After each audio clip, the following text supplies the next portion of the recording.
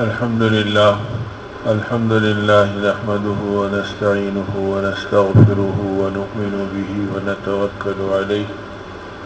ونعوذ بالله من شرور أنفسنا ومن سيئات أعمالنا من يهده الله فلا مضل له ومن يضلل فلا هادي له نشهد أن لا إله إلا الله وحده لا شريك له ونشهد أن سيدنا وشفيعنا وحبيبنا ومولانا محمدا عبده ورسوله أرسله بالحق بشيرا ونذيرا بين يدي الساعة اللهم صل على سيدنا مولانا محمد وآله وأصحابه وبارك وسلم كما تحب ربنا وترضى عدد ما تحب ربنا وترضى قال النبي صلى الله عليه وسلم من ترك سنتي لم ينل شفاعتي او كما قال علیہ الصلاۃ والسلام۔ محترم بزرگوں اور عزیز بھائیوں اور دوستوں، حق تعالی شانہ کا بے پناہ کرم، ان کا انعام اور ان کا فضل ہی فضل ہے کہ اللہ پاک نے اس دور میں ہم جیسے انسانوں کو اپنے مبارک دین کی نسبت پر جڑنے، جمع ہونے اور اس دین کی فکروں کو زندگی میں لینے کہ وہ دین ہماری زندگی کے رگ و ریشے میں آ جائے اور زندگی کی ایک ایک ادا میں سرایت کر جائے اور دنیا کے کونے میں دین کی خدمت کو پہنچانے کے لیے اللہ پاک ہماری جان کو، ہمارے مال کو اور ہمارے جذبات کو قبول فرمائے۔ اس مبارک جذبے پر اللہ پاک نے محض اپنے لطف و کرم سے آپ کو اور ہم کو اس کی توفیق دی اور اس مبارک نسبت کے اوپر جمع ہونے کی سعادت عطا فرمائی۔ کوئی دور تھا کہ جس زمانے میں دعوت کا کام اور دین کی محنتیں بالکل بیگانہ اور اجنبی بنی ہوئی تھیں۔ آج سے لگ بھگ 50 سال پہلے، سن 60 میں، 62 میں، 61 میں جب ان علاقوں میں آنا ہوتا تھا تو بڑی محنتوں کے بعد 10، 5، 25 آدمی جمع ہوتے تو خوشی ہوتی تھی کہ ایک بڑا جوڑ ہو گیا اور بڑی تعداد میں لوگ آ گئے اور اللہ کی دین کی بات سننے کے لیے لوگ متوجہ ہو گئے۔ لیکن کبھی یہ تصور نہیں ہوتا تھا کہ چھوٹے چھوٹے اعلانات پہ مسجدیں بھرنے لگیں گی اور اللہ کے بندے اللہ کے دین کی فکروں میں آئیں گے۔ لیکن یقین تھا اس بات کا کہ اللہ کے دین کی محنتیں رائے گاہ نہیں جاتی اور اللہ پاک اسے ضائع نہیں فرماتے، اور ہر زمانے میں اللہ کا وعدہ ہے دین کی محنت پر، دعوت اللہ کے عمل پر، کہ پھر اللہ کی معیت ساتھ ہوتی ہے اور اللہ پاک اپنی قدرت کو، اپنی مدد کو اپنے بندوں کے شامل حال کرتے ہیں۔ تمام انبیاء علیہم السلام کی تاریخ بھری پڑی ہے اور نبی رحمت صلی اللہ علیہ وسلم کا مبارک دور قیامت تک کے لیے ایک معیار بنایا گیا کہ دیکھو کسی حالات میں، کسی رکاوٹ میں، کسی نامساعد احوال میں اور کسی مجبوری کی شکلوں میں اللہ کی ذات سے مایوس مت ہو اور اللہ کے وعدوں پر یقین رکھ کر اپنے آپ کو دین کی محنتوں میں لگائے رکھو۔ یہ گویا حضور پاک صلی اللہ علیہ وسلم اور آپ کے مبارک صحابہ کرام کی قربانیاں اس سے لبریز ہیں۔ تو اسی لیے ہمارے حضرت مولانا محمد یوسف صاحب رحمۃ اللہ علیہ فرمایا کرتے تھے کہ اس یقین کے ساتھ اس عمل کو کرو کہ دعوت داعی کی ذات کو طاقت دے گی۔ پہلے ہمارا ایمان بنے گا، ہمارے اعمال صحیح ہوں گے، ہم میں یقین کی کیفیت آئے گی، ہمارا اللہ سے تعلق جڑے گا، اور اگر اپنی ذات کو محتاج بنا کر اور اپنی ضرورت سمجھ کے کرتے رہو گے، اللہ پاک اس کی برکتیں اوروں میں منتقل کریں گے اور اللہ اس کے اثرات سارے عالم کے اندر دکھائیں گے۔ تو اس دور میں چاہے وہ کرنول کے سڑک اور یہاں کے گویا مکانات میں کہ ماحول کا علاقہ ہو یا ہمارے اپنے شہر کی بستیاں ہو، دنیا مذاق اڑاتی تھی کہ بھئی یہ نادان انسانوں کو دیکھو 3 سال سے گشت کر رہے ہیں، 3 آدمی ان کے پاس اضافہ نہیں ہوئے اور 1 آدمی مسجد میں زیادہ نظر نہیں آتا، اور یہ کہہ رہے ہیں کہ بھئی دین کی محنت کرو اور اللہ کے نام پہ چلو پھرو۔ اس کے اثرات دنیا کے کونے کونے میں پڑیں گے، تو ان کے گھر میں نہیں پڑے، ان کی مسجد میں نہیں پڑے، ان کی بستی میں اس کے اثرات نہیں پڑے، اور یہ خواب دیکھ رہے کہ دنیا کے کونے میں پڑیں گے، تو دنیا مذاق اڑاتی تھی۔ لیکن اللہ کی شان یہ کہ جیتے جی اللہ نے اپنی قدرت سے دنیا والوں کو اپنے دیکھنے کا موقع دے دیا۔ اب دیکھتے دیکھتے یہ بات یقین نہیں ہو رہی تھی، اللہ نے ملکوں سے لوگوں کو اٹھا دیا، علاقوں سے لوگوں کو چلا دیا، چھوٹے بڑے کام میں لگ گئے، غریب امیر کام میں لگ گئے، پڑھے لکھے بے پڑھے کام میں لگ گئے۔ اللہ نے پوری دنیا میں اپنے کرم سے ایک ہلچل مچا دی، اور پوری دنیا میں اللہ پاک نے اس دینی محنت کے اثرات و برکات مردوں اور عورتوں، بچوں اور بوڑھوں، ہر ایک کی زندگی میں عطا فرما دی۔ اب وہ زندگی آج اللہ دکھلا رہے ہیں کہ کدھر یورپ کا علاقہ اور کدھر امریکہ کا ماحول اور کدھر دین کی یہ محنتوں کی بول۔ اللہ نے ان کے دلوں کو پلٹا، پھر وہ پلٹے، پھر ان کی محنتوں پر اللہ نے بڑے بڑے علاقوں کو پلٹا، اور اللہ نے ان کی اداؤں پر، جو ان کے بدلنے پر اور ان کی اللہ کی طرف پلٹنے پر ان کی زندگی میں آئیں، اس میں اتنی کشش دی کہ دور دور سے لوگ ان کی خالی باتوں کو سن سن کر ایمان کی محنتوں میں داخل ہونے لگے۔ اس طرح اللہ پاک اب اس کے اثرات پورے عالم میں دکھلا رہے ہیں۔ اس لیے بنیادی چیز یہ ہے کہ یہ بات دل و دماغ میں بس جائے کہ انسان کا چھوٹا مسئلہ ہو یا بڑا ہو، گھروں کے اندر کا بگاڑ ہو یا شہروں اور پورے ملک کے اندر کا کوئی اتار اور چڑھاؤ ہو، امت کے اوپر جو حادثات ہیں، جو مصائب ہیں، جو حوادث ہیں، جو پریشانیاں ہیں، ان کا حل یہ ہے کہ دین کی محنتوں کو اپنا کام بنایا جائے، اور آخرت کی فکروں کو اپنی زندگی کا اصل مقصد قرار دیا جائے، اور اللہ کی دی ہوئی جان اور مال کو اللہ کے نام پر خوشی خوشی خرچ کرنے کا مزاج بنتا چلا جائے۔ تو جتنا زیادہ دین کی محنتیں اور دعوت اللہ کی فکریں ہوں گی، اللہ اس کے اثرات پوری دنیا میں بتلائیں گے، اور زمانے کی ساری پریشانیاں ہر دور میں دین کی محنتوں سے نکلی ہیں، اور ایمان کی فکروں اور دعوت اللہ کے اعمال کے راستے سے اللہ پاک کی طرف سے آنے والے بڑے بڑے بلایا اور عذاب ٹل گئے۔ تو قیامت تک اس کے ٹالنے کا، اس سے بچنے کا اور اس سے حفاظت کا راستہ یہی ہے کہ اپنی زندگی کو دین کی محنت اور ایمان کے کاموں کے ساتھ مشغول کیا جائے، اور جو دین کا اللہ کا تقاضا ہے اس کو پورا کرنے کے لیے اپنے آپ کو چلایا جائے، اور یہ سوچ کے چلیں کہ بھئی ہم حاجت مند ہیں، ہم ضرورت مند ہیں، اور ہم بے حیثیت ہیں اور ہم بے قیمت ہیں۔ اگر ہم کرتے رہیں گے تو اللہ اپنی قدرت سے اعمال کی برکتوں کو، ایمان کی طاقتوں کو اور اپنے غیبی وعدوں کو دنیا میں دکھلاتے رہیں گے، اور اس سے دنیا کی زندگی کے اندر اللہ پاک کی قدرت کا مظاہرہ ہوتا رہے گا۔ تو یہ کام جس زمانے میں بھی ہوا، شروع دور نبوت میں بھی یہی ہوا، اور اس دور اور اس صدی کے اندر بھی جب اللہ نے اپنے بندوں کا انتخاب کیا اور اس مبارک کام پر اٹھایا، تو یہی سلسلہ چلا۔ حضرت قاری طیب صاحب رحمۃ اللہ علیہ کی خدمت میں ان کے مکان پر ہماری جماعت پہنچی اس زمانے میں، یہ کہہ کر کہ بھئی سہارنپور جا رہے ہیں حضرت شیخ رحمۃ اللہ علیہ کی خدمت میں، چلو دارالعلوم دیوبند بھی رک جائیں گے، حضرت سے ملاقات کر لیں گے اور بزرگوں سے دعائیں لے لیں گے۔ اب وہاں ٹھہرے تو حضرت کے گھر پر جماعت کا پہنچنا ہوا، تو حضرت نے خوشی سے گویا محبت سے بٹھایا بھی اور ملاقات کی بھی، اور حضرت قاری طیب صاحب رحمۃ اللہ نے فرمایا، بھائی دیکھو جس وقت حضرت الیاس صاحب رحمۃ اللہ علیہ کھڑے ہوئے اور اس کام کی بات کو چلانے لگے، تو بڑے بڑے علماء کو سمجھ میں نہیں آ رہا تھا کہ کون ہوگا جو اپنا گھر چھوڑے گا، کون ہوگا جو اپنی بیوی بچوں کو چھوڑے گا، کون ہوگا جو اپنے کاروبار سے نکلے گا اور پھر اپنا مال لگا کر اللہ کے راستے میں چلے گا۔ اس لیے کہ اس کام کے رواج پانے تک دین کے بارے میں پوری دنیا میں اور عام لوگوں میں نہیں بلکہ خود دینداروں میں یہی تصور تھا کہ دین کا کام تو بھئی وہ تو اوروں کے پیسے سے چلتا ہے، اور دین کا کام تو وہ تو دوسروں کی مدد سے چلتا ہے، لیکن اپنی جان لگانا، اپنا مال لگانا، اپنا وقت خرچ کرنا، یہ تو میرے بھائیوں اور بزرگوں صرف اور صرف دعوت اللہ کی محنت سے یہ عمومی ماحول اس سے بنا۔ کچھ مخلصین تھے جو ہمیشہ اپنی جان، اپنا مال اور اپنی محنتوں کو اللہ کے دین کے لیے خرچ کرتے رہے، اس سے کبھی دنیا خالی نہیں رہی، لیکن عام ماحول انسانوں کے اندر یہی رہا کہ بھئی دین کے لیے اور آخرت کے لیے اور اللہ کا نام لینے کے لیے صاحب آدمی وقت لگائے گا تو پھر مال بھی اپنا لگائے گا، جان بھی اپنی لگائے گا. تو یہ سوال تو آئے دن دنیا کرتی رہی، ارے بھائی جماعتیں پھر رہی تو ان کو کون پیسہ دے رہا، کہاں سے پیسہ دے رہا، کون سا فنڈ ان کے پاس آ رہا.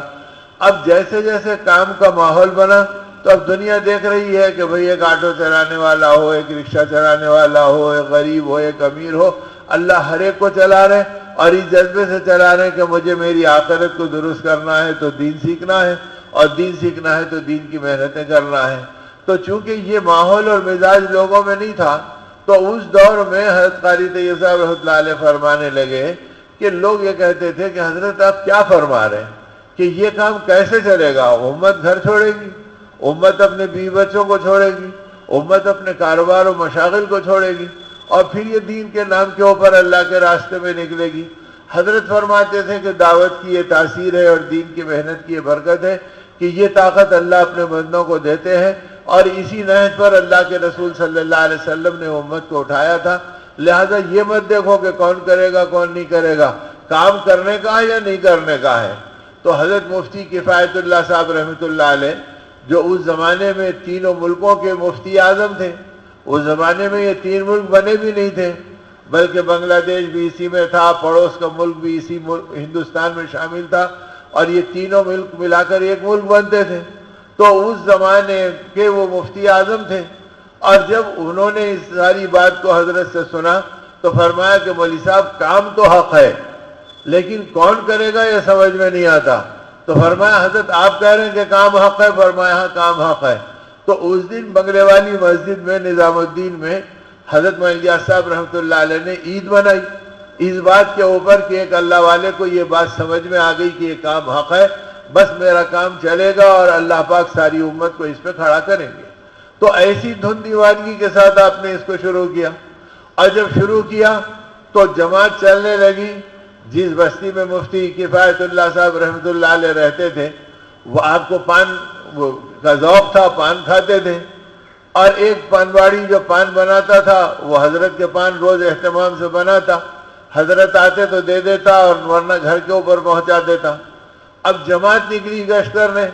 اس نے اس پان کے ڈبے والے کو پکڑا اور کہا کہ بھائی اللہ کے راستے میں چلو، 3 دن لگاؤ اور اپنی آخرت کو پہچانو. اسے ان کی باتیں اچھی لگنے لگیں لیکن یہ سمجھ میں نہیں آیا کہ میں کیسے چلوں. اس نے کہا ٹھیک ہے ہمارے بزرگ ہیں ان سے پوچھ کے چلتے ہیں. وہ آیا ان کے پاس، حضرت کے پاس، اور کہا حضرت کچھ لوگ آئے اور گشت کر رہے تھے اور مجھ سے کہا کہ چلو. تو فرمایا بیٹا ضرور جاؤ، کچھ دن سیکھ لیں گے. اس نے کہا حضرت آپ بھی چلو. فرمایا ارے بیٹا ہمارے بڑے بڑے کام ہیں، افتاء کا کام ہے، لوگ آتے ہیں ان کو مسائل بتانا پڑتا ہے، مدارس کی ذمہ داری ہے، مسائل بہت سارے ہیں، عوام ہم کو گھیرے میں رہتے، ضرور جاؤ اچھا کام ہے تم کر لو. اس نے اتنے ہاتھ پیر دبائے اور حضرت کو پکڑا کہ وہ رات دن کے گھر کا آنے والا خادم کی طرح سے بچا. اب جب اس نے اصرار کیا کہ حضرت آپ چلیں گے تو میں چلوں گا، آپ چلیں گے تو میں چلوں گا، حضرت مفتی صاحب رحمۃ اللہ علیہ اس کی محبت میں اصرار فرمایا اچھا بھائی لے چل میں بھی تیرے ساتھ چلتا ہوں. اب وہ دن طے ہو گئے جانے کے. اب جب پتا چلا کہ حضرت مفتی صاحب رحمۃ اللہ علیہ جماعت میں گئے ہیں تو پورے شمالی ہند میں تہلکہ مچ گیا، علماء میں تذکرے ہونے لگے جی لو جی اب جماعت کا معاملہ اتنا بڑھ گیا کہ مفتی اعظم جماعت میں چلے گئے اور مفتی اعظم جماعت میں چلے گئے. اب 3 دن نہیں گزرے کہ لوگ بھاگے چلے آ رہے ہیں. اس زمانے میں ایسے فون کا تو رواج نہیں تھا جیسے آج آپ ہم آپس میں کر رہے ہیں. اب بڑی مشکل سے آدمی کو تار کرنا پڑتا تھا اور سفر کرنا پڑتا تھا. لوگ سفر کر کر کے دور سے چلے آ رہے ہیں اور یہ پوچھ رہے ہیں کہ مفتی صاحب ہم سنے کہ آپ گئے تھے، ہم سنے کہ آپ گئے تھے. حضرت نے فرمایا ہاں بھائی میں گیا تھا، ہاں بھائی میں گیا تھا. اب علماء کا بڑا طبقہ جمع ہو گیا اس زمانے کا. انہوں نے کہا حضرت آپ کیا پائے، کیا دیکھے آپ؟ تو حضرت نے فرمایا بھائی میں کیا بتاؤں، میں دن کا مدرسہ اور رات کی خانقاہ ایک جگہ چلتی پھرتی دیکھ لیا. کہ دن میں یہ دیکھ رہا ہوں کہ لوگ قرآن سیکھ رہے ہیں، لوگ ایمان سیکھ رہے ہیں، لوگ آخرت سمجھ رہے ہیں، لوگ اتحیات سیکھ رہے ہیں، لوگ دعائے قنوت سیکھ رہے ہیں. تو گویا دن بھر ایسا ہو رہا کہ ایمانیات سیکھنے میں گزر رہا، اور راتوں میں ان کی ہچکیاں دیکھا، ان کی سسکیاں دیکھا، ان کا رونا دیکھا، ان کے سجدے دیکھا. تو ایسے معلوم ہوا کہ گویا دن کا مدرسہ اور رات کی خانقاہ اللہ نے اس آدمی کی ہتھیلی میں دے دی ہے، اور اللہ کا کرم یہ ہے کہ اس کے اثرات دنیا میں پھیل رہے ہیں. تو میرے بھائیوں اور میرے بزرگوں، جب اللہ کام کو چلاتے ہیں تو یہ کام کی طاقت اتنی ہوتی ہے کہ اللہ ایک پنواڑی کو، پان بنانے والے کو، وقت کے مفتی اعظم کو اس دعوت کے کام میں اٹھانے کا اور ان کے ذریعے ہزاروں کو کام میں لگانے کا ذریعہ بنا دیا۔ اور اللہ کی شان یہ کہ پھر حضرت مفتی صاحب رحمۃ اللہ علیہ پہ جو انشرا ہوا تو اب اس انشرا پہ بڑے بڑے علماء کام میں لگ گئے اور بڑے بڑے اتقیاء کام میں لگ گئے۔ تو یہ اس طرح سے اللہ نے اس کام کو اٹھایا، اور جب کام اٹھا تو لوگوں کو عقل میں نہیں آتا تھا۔ میاں جی محراب صاحب رحمۃ اللہ علیہ ہمارے اکابر میں گزرے ہیں، آپ کے اس علاقے میں آئے ہیں، تو حضرت میاں جی فرمایا کرتے تھے کہ جب حضرت نے یہ فرمایا کہ دیکھو یہ ملکوں کے اندر کام جائے گا، ایک آدمی آیا اور وضو کرنے کے لیے بنگلے والی مسجد میں مسافر کی حیثیت سے منہ دھونے پہنچا۔ اب جو منہ دھونے آتا تو حضرت اس سے بات کرتے، اور نماز کا وقت ہوتا تو ایک ایک کو باری باری لگاتے کہ جب تک کہ میری اوابی نہ ہو جائے تم یہاں ٹھہرنا، جو آئے اس سے بات کرنا، اس کو دعوت سمجھانا۔ تو اب ایک دن ایک آیا نوجوان، آپ نے اس سے پوچھا تو کون ہے؟ کہا میں ایران کا رہنے والا ہوں۔ بھئی یہاں کیا کرتا ہے؟ تو میں دینی مدرسے میں پڑھ رہا ہوں۔ آپ نے فرمایا ٹھیک ہے، تم پڑھو لکھو، تم سمجھو کہ دین کی علم کا بھی اور دین کے عمل کا بھی اور دین کی نعمت کا بھی مقصد یہ ہے کہ دین کی خدمت کی جائے، دین کو دنیا میں پھیلایا جائے۔ تم کچھ وقت لگاؤ، تم میرے پاس چھٹیوں کے اندر آیا کرو۔ اور پھر اس سے وعدہ لیا کہ جب تمہاری تعلیم مکمل ہو اور اپنے علاقے میں جائیں تو یاد رکھو ہماری جماعتیں تمہارے ملک میں آئے گی تو وہاں پر تم ہماری جماعتوں کا ساتھ دے رہا۔ تو میاں جی محراب صاحب اللہ فرمانے لگے کہ ہم میواتی ایک دوسرے کے کان میں کہتے کہ ہمارے ملا جی کا دماغ سٹیا گیا ہے، ہم سے بیٹھنا نہیں ہو رہا اور حضرت کی بات سننا نہیں ہو رہا، اور ان کو دیکھو یہ ایران میں ہمارے پہنچنے کا تذکرہ کر رہے ہیں کہ جماعتیں ایران میں آئیں گی اور ان سے کہہ رہے ہیں کہ تم وعدہ کرو کہ ساتھ دیں گے۔ اور فرمایا اللہ کی شان یہ کہ مانگیا صاحب رحمۃ اللہ علیہ فرما گئے، وہ دور گزر گیا، اس کے بعد کام چلتا رہا۔ مولانا صاحب رحمۃ اللہ علیہ کے زمانے میں جماعتیں ادھر سے ادھر ملکوں میں جانے لگی، اسی میں ایک پیدل جماعت بنی اور وہ پیدل جماعت یہاں سے نکلی اور پورے مدینہ طیبہ تک پہنچنا اور حج کرنا، اور حج کے بعد پھر ایک سال پیدل کام کرتے ہوئے آنا، تو 2 سال کی جماعت بنی جو پیدل جائے اور پیدل آئے۔ اور وہ جماعت کے گزرنے کا راستہ ایران سے بنا، اور جب وہ ایران سے خرم شہر سے گزرنے لگی تو وہاں پر جماعت کو دیکھ کر ایک بوڑھا آدمی اپنی لکڑی ٹیکتے ہوئے آیا اور قریب آ کے دیکھا اور کہا تم لوگ کہاں کے رہنے والے ہو؟ انہوں نے بتایا کہ ہم ہندوستان سے آ رہے ہیں اور دین کی اس محنت میں چلے ہیں۔ تو اس نے کہا کہ کیا یہ بنگلے والی مسجد سے تم لوگ آ رہے ہو؟ اور یہ کہتے ہی اس کی ایک چیخ نکلی، اس نے کہا 60 برس ہو گئے مجھ سے مولیا صاحب رحمۃ اللہ علیہ نے وعدہ لیا تھا کہ ہماری جماعت تمہارے علاقے میں آئے گی، تم اس کا ساتھ دینا۔ اور کہا اب میں گھر نہیں جاؤں گا، میں تمہارے ساتھ رہوں گا۔ تو 2 مہینے لگ گئے اس جماعت کو خرم شہر سے نکل کر ایران چھوڑنے تک۔ تو جماعت کو دیکھا تو لگ گیا اور 2 مہینے تک گھر کی طرف نہیں پلٹا اور سرحد کے اوپر آ کے رخصت کیا اور کہا اب یہ دین کا کام ہمارے ملک میں چلے گا انشاءاللہ۔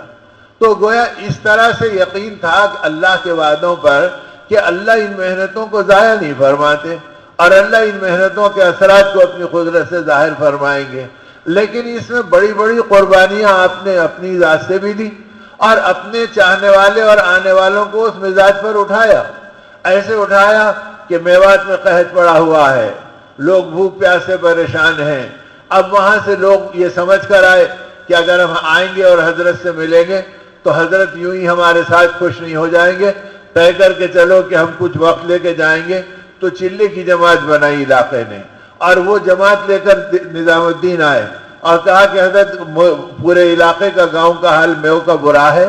قحط پڑا ہوا ہے، فصلیں اجڑ گئی ہیں، بچے بیمار بھی ہیں، بھوکے بھی ہیں، ہم پریشان حال ہیں اور دعا کے لیے آپ سے کہتے ہیں اور چلہ لے کر آئے ہیں کہ آپ جا چاہیں ہمیں چلے میں بھیج دو۔ حضرت نے ان کے چلے کی نیت کو سنا تو خوش بھی ہوئے اور پھر ان کی ہمت بھی بڑھائی، پھر ان کو اللہ کے راستے میں تھکنے اور اپنے آپ کو چلانے اور مجاہدہ کرنے کی دعوت دی اور پھر ان کو روانہ کیا۔ جب وہ چلہ گزار کے آ گئے تو اب ان کو اطمینان تھا کہ حضرت بھی خوش ہیں اور ہم بھی بہت دن سے اپنے گھر سے دور ہیں، اب مسافہ کریں گے اور گھر جائیں گے۔ حضرت کے پاس پہنچے تو فرمایا رات ہو گئی، تھک گئے، آرام کرو۔ صبح ہوئی تو فجر کے بعد بیان کا معمول تھا، اب بیان کو کھڑے ہوئے اور پہلے تو تعریف کی کہ ماشاءاللہ اللہ نے تمہیں اس دور میں وقت لگانے کا، قربانی دینے کا اور نکلنے کا موقع دیا. پھر فرمایا لیکن تمہارا نکلنا صحابہ کے نکلنے کی طرح نہیں ہوا. صحابہ تو بڑے بڑے مجاہدے کرتے تھے اور پہلے سے کوئی طے کر کے نہیں آتے تھے کہ ہم اتنا وقت لے کے جا رہے ہیں اور اتنے پیسے لے کے جا رہے ہیں. جب اللہ کے دین کا تقاضا آتا وہ کھڑے ہو جاتے اور جہاں کا مطالبہ ہوتا اس پہ لبیک کہہ دیتے. وہ تو یہ کہا کرتے تھے کہ اذان ہمارے لیے دعوت ہے اور نماز ہمارے لیے تشکیل ہے، کہ بس نماز اذان کی آواز سنی ان کے چہرے بدل گئے. اب نماز کو جا رہے ہیں، کسی سے بیوی نے پوچھا، کسی سے بچوں نے پوچھا کہ ابا جان کب تک آ رہے ہیں، اور شوہر سے پوچھا کہ آپ کب تک آ رہے ہیں، تو فرمایا ہمیں کچھ پتہ نہیں، اب اذان ہوئی ہے، اللہ کا حکم آیا ہے، ہم اللہ کے گھر جا رہے ہیں. اگر دین کا تقاضا ہوگا تو اللہ کے راستے میں جائیں گے، جان بچے گی تو تم سے ملیں گے، اور اگر اللہ کے راستے کی شہادت ملے گی تو قیامت کے دن حوض کوثر پہ اللہ ملاقات کرائیں گے. تو یہ نیتوں کے ساتھ وہ اللہ کے گھر کی طرف آتے تھے اور یہ جذبے کے ساتھ وہ چلتے تھے. اب یہ چیزیں جب ان کے سامنے تھی تو ان کی سوچ، ان کی فکر تو یہ تھی. تو تم تو گھر سے تیاری کر کے آئے اور 40 دن کی نیت کر کے آئے اور خرچہ لے کر آئے، اور تم کہاں یہ کہہ رہے کہ صاحب ہمارا وقت ہو گیا، جاؤ اور پھر 40 دن لگاؤ. اب تم اچانک جا رہے ہیں، اس پہ تمہارا کچھ دل ٹوٹے گا، اللہ کی رحمت متوجہ ہوگی، تمہارا تعلق اللہ سے بڑھے گا اور اس سے بستی میں ہدایت آئے گی، تمہاری زندگی ہدایت پہ جمے گی. اتنا بیان کیا کہ پوری جماعت اس پہ تیار ہوگی کہ ہم گھر نہیں جائیں گے، ٹھیک ہے ہم ایک چلہ اور دے دیتے ہیں. اب حضرت نے پھر ان کو روانہ کیا. اب یہ دوسرا چلہ پورا کر کے واپس آئے. اب واپس آئے تو یہ ہوا کہ چلو بھئی حضرت کے مطالبے کو بھی ہم نے پورا کر دیا. اب حضرت نے پھر رات ٹھہرایا، پھر صبح ان کے درمیان میں بیان کیا. پھر فرمایا ارے تمہارا نکلنا صحابہ کی نقل پہ تو آیا نہیں، نہ تم بھوکے رہے، نہ تم پیٹ پہ پتھر باندھے، نہ تم پتے چابے، نہ تم اپنے آپ کو مشقتوں میں ڈالے. تم تو بنے بنائے اوقات کے حساب سے چلے، ایسے حالات تم پہ آئے کہاں. لہذا اب تمہارا جیب بھی خالی ہو گیا اور اب تمہارا ذہن بھی نچوڑے گیا. اب اس حالت میں دین کا تقاضا پورا کرو، اور اس حالت میں تم اللہ کے علاوہ سے اپنی نگاہوں کو ہٹاؤ اور اب مخلوق سے اپنے آپ کو بلند کرو. اب یہ کہہ کے جو تشکیل کی تو فرمانے لگے کہ وہ حضرت کے اس کہنے پر ہم نے روتے دھوتے کہا کہ حضرت ہم اس پہ تیار ہیں. فرمایا بس اتنی اجازت دیتا ہوں کہ اگر مرنے کی نوبت آ گئی اور کھانے پینے کے سامان میں فاقے برداشت کرنے کی طاقت نہیں رہی تو راستے میں 2-4 دن مزدوری کر لینا، لیکن بس اللہ کے راستے میں چلتے رہنا. تو اس طرح ہمارے 3 چلے کرائے. تو ہمارے حضرت مولانا سید احمد صاحب رحمۃ اللہ علیہ فرمایا کرتے تھے بھائی ایسے 3 چلے تمہارے کتنے لگے اور کب لگائے تم تو اپنے اوقات کو بنا کے لگاتے ہو. اور یاد رکھو دل کا اثر لوگوں پہ پڑتا ہے اور اندرون کا اثر باہر میں آتا ہے. اب اگر تم یہ کہتے ہیں کہ بھائی آپ وقت دے دو، ہم حالات بنائیں گے، ہم اپنے انتظام کریں گے، پھر اللہ کے راستے میں نکلیں گے، تو تم دعوت دیں گے اللہ پہ توکل کی اور لوگوں کا ذہن یہ جائے گا کہ میرے انتظام ہو گئے تو میں نکلوں گا. پھر وہ حالات کا شکار بنیں گے. اس لیے کہ تم حالات کو بنا کے نکلے تو تمہاری دعوت پر لوگ حالات کو دیکھیں گے، اعمال کو نہیں دیکھیں گے، اور تمہاری دعوت پہ لوگ اپنی ذات کی تدبیروں کو دیکھیں گے، خدا کی تقدیر کو نہیں دیکھیں گے. لہذا جو حالات ہیں اس میں قدم اٹھاؤ اور جو حالات ہیں اس میں دین اور ایمان کی محنت پہ نکلو. ایک مثال بھی دیتے تھے ہمارے اکابر اور فرماتے تھے تم فقیروں کو نہیں دیکھتے، وہ گلیوں میں آ کے پکارتے ہیں اللہ اللہ اللہ اللہ اللہ اللہ، تو بچے بھاگتے ہیں اور جا کر دستر سے روٹی اٹھا لیتے ہیں اور باپ کے جیب میں ہاتھ ڈالتے ہیں. ارے بیٹے کیا کر رہے ہیں؟ تو سب وہ کہتے ہیں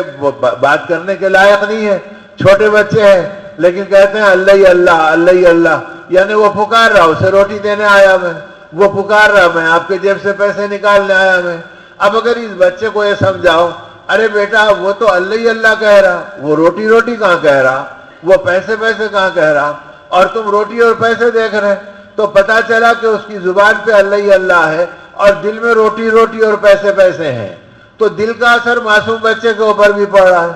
تو اگر ہماری محنتوں میں اگر ہمارا دل نہیں بدلا، ہمارے اندر میں اللہ کا یقین نہیں آیا، اللہ کے وعدوں پہ ہماری طبیعتیں نہیں جمی، تو نتیجہ یہ ہوگا کہ ہماری زبان سے اللہ کے بول چل رہے ہوں گے اور عام ماحول کے اندر اپنی تدبیریں، اپنی سوچ، نہ اللہ کی قدرت سمجھ میں آئے گی، نہ آخرت سمجھ میں آئے گی، نہ قربانی سمجھ میں آئے گی، نہ توکل سمجھ میں آئے گا. اس لیے حضرت فرماتے تھے یاد رکھو جب بھی دین پھیلا ہے وہ وسائل کی کمی میں پھیلا ہے، وسائل کی کثرت میں تو دین مٹا ہے، لیکن وسائل کی کمی کے اندر دین پھیلا ہے۔ لہذا تم کبھی وسائل پہ مت دیکھو بلکہ تم اللہ کی قدرت پہ دیکھو، اس کے خزانوں کو پر نظر رکھو اور اس کی ذات پہ بھروسہ کر کر اپنا قدم اٹھاؤ، پھر وہ اللہ تمہاری مدد کرے گا اور پھر وہ اللہ کے راستے سے تمہاری زندگی بننا نہ صرف تم کو سمجھ میں آئے گا بلکہ اللہ دنیا کو وہ راستہ سمجھائیں گے اور دنیا کو وہ راستہ سمجھ میں آئے گا۔ اب جماعتیں گئیں، اب ایک مرتبہ انگلینڈ میں اجتماع تھا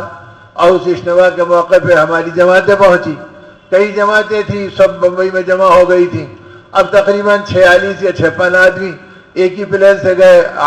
6-7 جماعتیں تھیں، وہاں جا کے تقسیم ہو جائیں گے، کوئی شمالی ہند کی تھی، کوئی حیدرآباد کی تھی، کوئی پونا کی تھی، کوئی بمبئی کی تھی، کوئی اور جگہ کی تھی، سب اکٹھے پلین سے چلے گئے۔ اب وہاں پر جب پہنچے تو امیگریشن کے اوپر پہنچتے ہی وہاں کے امیگریشن کے انگریز آفیسروں نے دیکھا، اب دیکھ کے وہ پورے پلین کے مسافروں کو 3 لائن بنائی، 2 لائن کے اندر اس نے عام مسافروں کو ٹھہرا دیا، ہمارے حلیے کو دیکھ کر جتنے ہم تھے ہماری ایک لائن بنا دی۔ اب وہ ہمارے چہرے دیکھتا مسکراتا اور کہتا کہ تم 4 مہینے کے لیے آئے، اور پھر فوراً ٹھپا لگاتا اندر بھیج دیتا۔ اب 2 3 4 آدمی گزر گئے اور باقی کی 2 لائنوں میں ایک آدمی بھی نہیں ہلا۔ اب وہ ایک ہی آدمی کو پہلے کو دیکھ رہے تو اس کا سوٹ کیس کھول رہے تو اس کا بکسا دیکھ رہے تو اس کے کپڑے جھٹک رہے، وہی چل رہا۔ تو اس میں سے کسی آدمی نے جھلا کے کہا ارے یہ کیا بات، ان کے تو کئی لوگ چلے گئے، یا ایک آدمی بھی ابھی نہیں گیا، یہ کیسا کہ وہ ان کے ساتھ یہ معاملہ، ہمارے ساتھ یہ معاملہ۔ تو اس انگریز آفیسر نے سننے کے بعد ان کی طرف دیکھا اور ہماری طرف دیکھا، دیکھ کے ان سے کہا کہ ان میں تمہارے میں بہت فرق ہے، فرق یہ ہے کہ یہ ہمارے ملک میں لینے کے لیے نہیں آئے، تم ہمارے ملک میں لینے کے لیے آئے اور یہ ہمارے ملک میں دینے کے لیے آئے ہیں۔ ان کے آنے سے ہم کو اخلاق ملتے، محبت ملتی، برکت ملتی، ہمارے کرائمز ختم ہوتے، ہمارے بڑے بڑے لوگوں کے جرائم ختم ہو جاتے، لہذا یہ لوگ تو ہمارے ملک میں دینے کے لیے آئے ہیں اور تم لوگ تو ہمارے ملک سے لینے کے لیے آئے ہیں، تو تمہاری امیگریشن الگ ہے، ان کا امیگریشن الگ ہے۔ تو جب آدمی دین کی محنت کو اپنے بڑوں کے نہج پہ کرنے جاتا ہے تو نقالی میں بھی اللہ اتنے اثرات دے دیتے ہیں کہ غیروں کے اوپر بھی اس کے اتنے اثرات پڑتے ہیں اور وہ بھی ان چیزوں کو سمجھنے لگتے ہیں۔ تو اب یہ چیز جو ہے ہر دور میں ہوئی جب آدمی یہ سمجھ کے چلے کہ بھئی یہ محنتوں کے اندر وسائل اصل نہیں ہے بلکہ اللہ کی قدرت اصل ہے، کہ اللہ کے وعدوں پہ بھروسہ کیا جائے اور اللہ کی ذات پہ نظر کی جائے۔ حضور پاک صلی اللہ علیہ وسلم بیت اللہ کے قریب آئے اس زمانے میں جبکہ رکاوٹیں کھڑی ہیں، مخالفتیں جی بھر کے چل رہی ہیں، رات دن آپ کو تھکایا جا رہا ہے اور ہر وقت آپ کے ساتھیوں کو پریشان کیا جا رہا ہے۔ آپ کی چھوٹی چھوٹی بیٹیاں اس وقت یہ کہا کرتی تھی کہ اللہ کے رسول صلی اللہ علیہ وسلم ابا جان جب گھر سے باہر جاتے ہیں تو ہمارا جی نہ کھانے میں لگتا، نہ پکانے میں لگتا، نہ بات کرنے میں لگتا، وہ جیسے جیسے ہوتے جاتا ہمارا دل پریشان ہوتا کہ نہیں معلوم ابا جان صلی اللہ علیہ وسلم کے ساتھ کیا معاملہ کیا جا رہا۔ حضرت زینب فرماتی ہیں جو بیٹیوں میں بڑی تھی کہ میں باہر نکل کے کھڑے ہو گئی اور ان راستوں کو تکتے تکتے میری نگاہیں دکھنے لگی جدھر سے حضور پاک صلی اللہ علیہ وسلم کی آمد تھی، اور میں دیکھ رہی ہوں کہ ابھی تک نہیں آئے، ابھی تک نہیں آئے۔ اتنے میں ایک بڑا غبار اٹھا اور اس میں نبی پاک صلی اللہ علیہ وسلم کی شباہت نظر آئی۔ اب میں دیکھ رہی ہوں کہ ابا جان صلی اللہ علیہ وسلم ایسے چل رہے ہیں کہ نڈھال اور چور چور ہے اور تھکاوٹ کا پہاڑ آپ کے اوپر ہے، جدھر پیر رکھتے ادھر گردن جھک جاتی، ادھر مونڈا جھک جاتا۔ اور میں دیکھ کے دوڑی بھی قریب گئی تو دیکھا کہ دشمنوں نے کرتے کو تار تار کر دیا ہے اور کچرا اونڈیل دیا ہے، آپ کے چہرے مبارک اور داڑھی مبارک میں بھی کچرا بھرا ہوا ہے۔ میں دیکھ کے بے حال ہو گئی اور اپنی اوڑھنی سے ابا جان صلی اللہ علیہ وسلم کے چہرے کو صاف کیا، اور صاف کرنے کے بعد میں رو پڑی اور کہا کہ اے اللہ کے نبی صلی اللہ علیہ وسلم، آپ انبیاء کے امام ہیں، آپ بخشے بخشائے ہیں، آپ اتنی محنت کیوں کرتے کہ دشمن آپ کا یہ حال کر دیتا ہے؟ تو میرے رونے پہ آقا کے آنسو ٹپک گئے اور ابا جان صلی اللہ علیہ وسلم نے رو کر میرے سر پہ ہاتھ رکھا اور مجھے قریب کر لیا اور فرمایا بیٹی اپنے دل کو چھوٹا مت کر، اللہ نے تیرے باپ کی محنتوں کو قبول کر لیا اور اب یہ کلمہ ہر کچے اور پکے مکان میں سنائی دے گا، جو قبول کرے گا وہ چمک جائے گا اور جو انکار کرے گا وہ برباد ہو جائے گا۔ بیٹی تو اس میں دل اپنا چھوٹا مت کر، اللہ نے تیرے باپ کی محنتوں کو قبول فرمایا۔ تو ایسا دور کہ جس کے اندر دشمن آپ کے ساتھ یہ سلوک کرتے ہیں، آپ صلی اللہ علیہ وسلم کعبے کی کنجی رکھنے والے کلید بردار کعبہ عثمان ابن ابی طلحہ کے پاس گئے اور جا کے یہ کہا کہ اے عثمان، میرا جی چاہتا ہے کہ تھوڑی دیر کے لیے تم کعبے کی کنجی مجھے دے دو۔ اب وہ عثمان آگ بگولا ہو گئے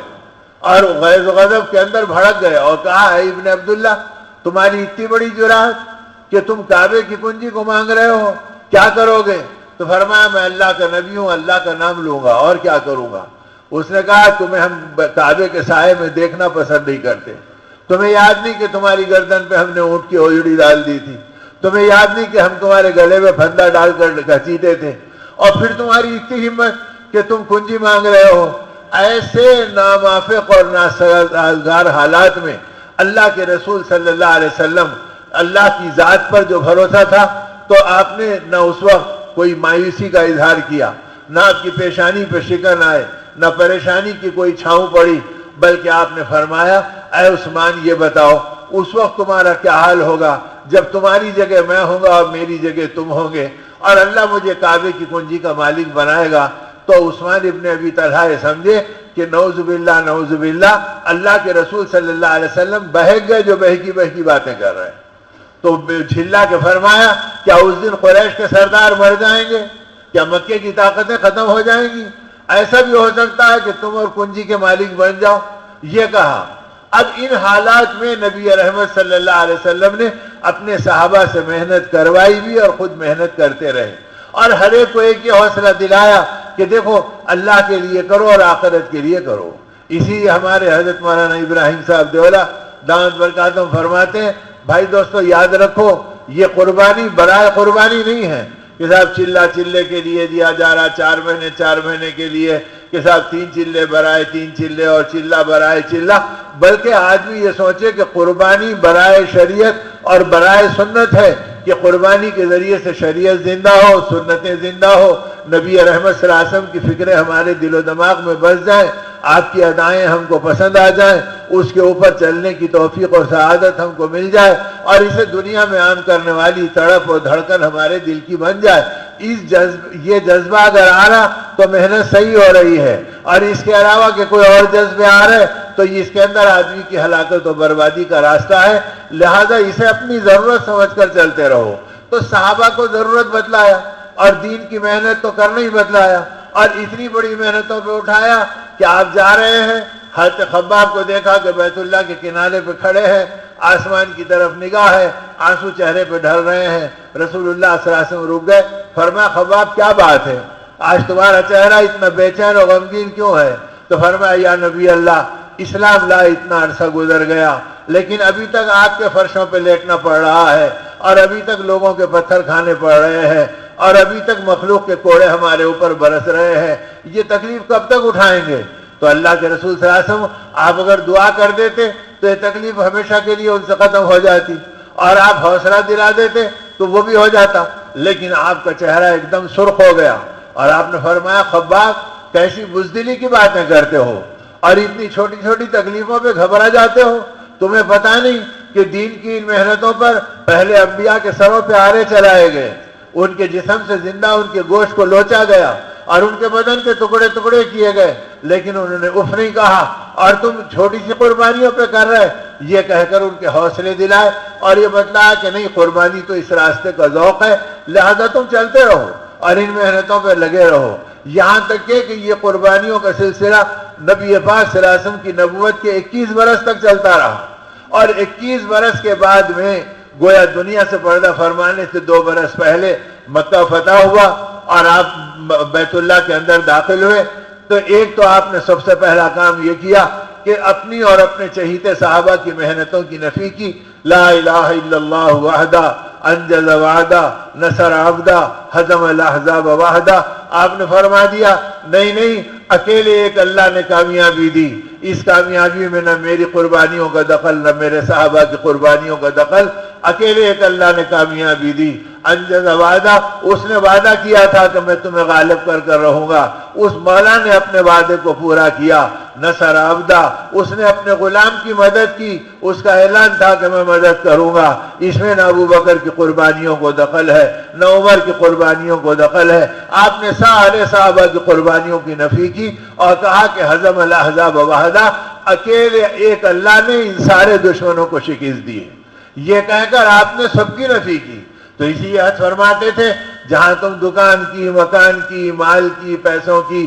زمین و آسمان کی نفی کرتے ہو، وہاں اپنے دین کی محنتوں کی بھی نفی کرو۔ ہم کیا، ہماری حیثیت کیا اور ہماری محنتیں کیا، یہ تو اللہ بہانے کے طور پر دکھا رہے ہیں۔ یہ تو اللہ کی قدرت ہے، اللہ کی طاقت ہے۔ اللہ اپنی قدرت سے دل بدل رہے، اللہ اپنی قدرت سے فیصلے ظاہر کر رہے، اللہ اپنی قدرت سے مخلوق کے دلوں کو مائل کر رہے ہیں۔ تو یہ ساری چیزیں تو اللہ کی طرف سے غیبی نظام ہے جو اللہ اپنی قدرت سے دکھا رہے ہیں۔ اور پھر جب 21 سال کے بعد آپ فاتحہ نہ داخل ہوئے اور بیت اللہ پہ پہنچے تو آپ نے کہا کہاں ہے بیت اللہ کی کنجی؟ تو وہی عثمان ابن ابی طلحہ ہے اور ان کے ہاتھ کانپ رہے ہیں اور کپ کپاتے ہوئے ہاتھوں سے کنجی پیش کی۔ آپ نے وہ کنجی لی اور چپ چاپ بیت اللہ کا دروازہ کھولا اور اندر داخل ہوئے اور شکرانے کے سجدے کیے، وہاں پر نمازیں پڑھی، دعائیں کی، اور جب باہر آئے تو صحابہ منتظر تھے کہ آقا کے سامنے اپنا چہرہ دکھاتے رہو، نہیں معلوم کون خوش نصیب ہے، یہ کنجی اللہ کے نبی مجھے دیں گے، مجھے دیں گے، مجھے دیں گے۔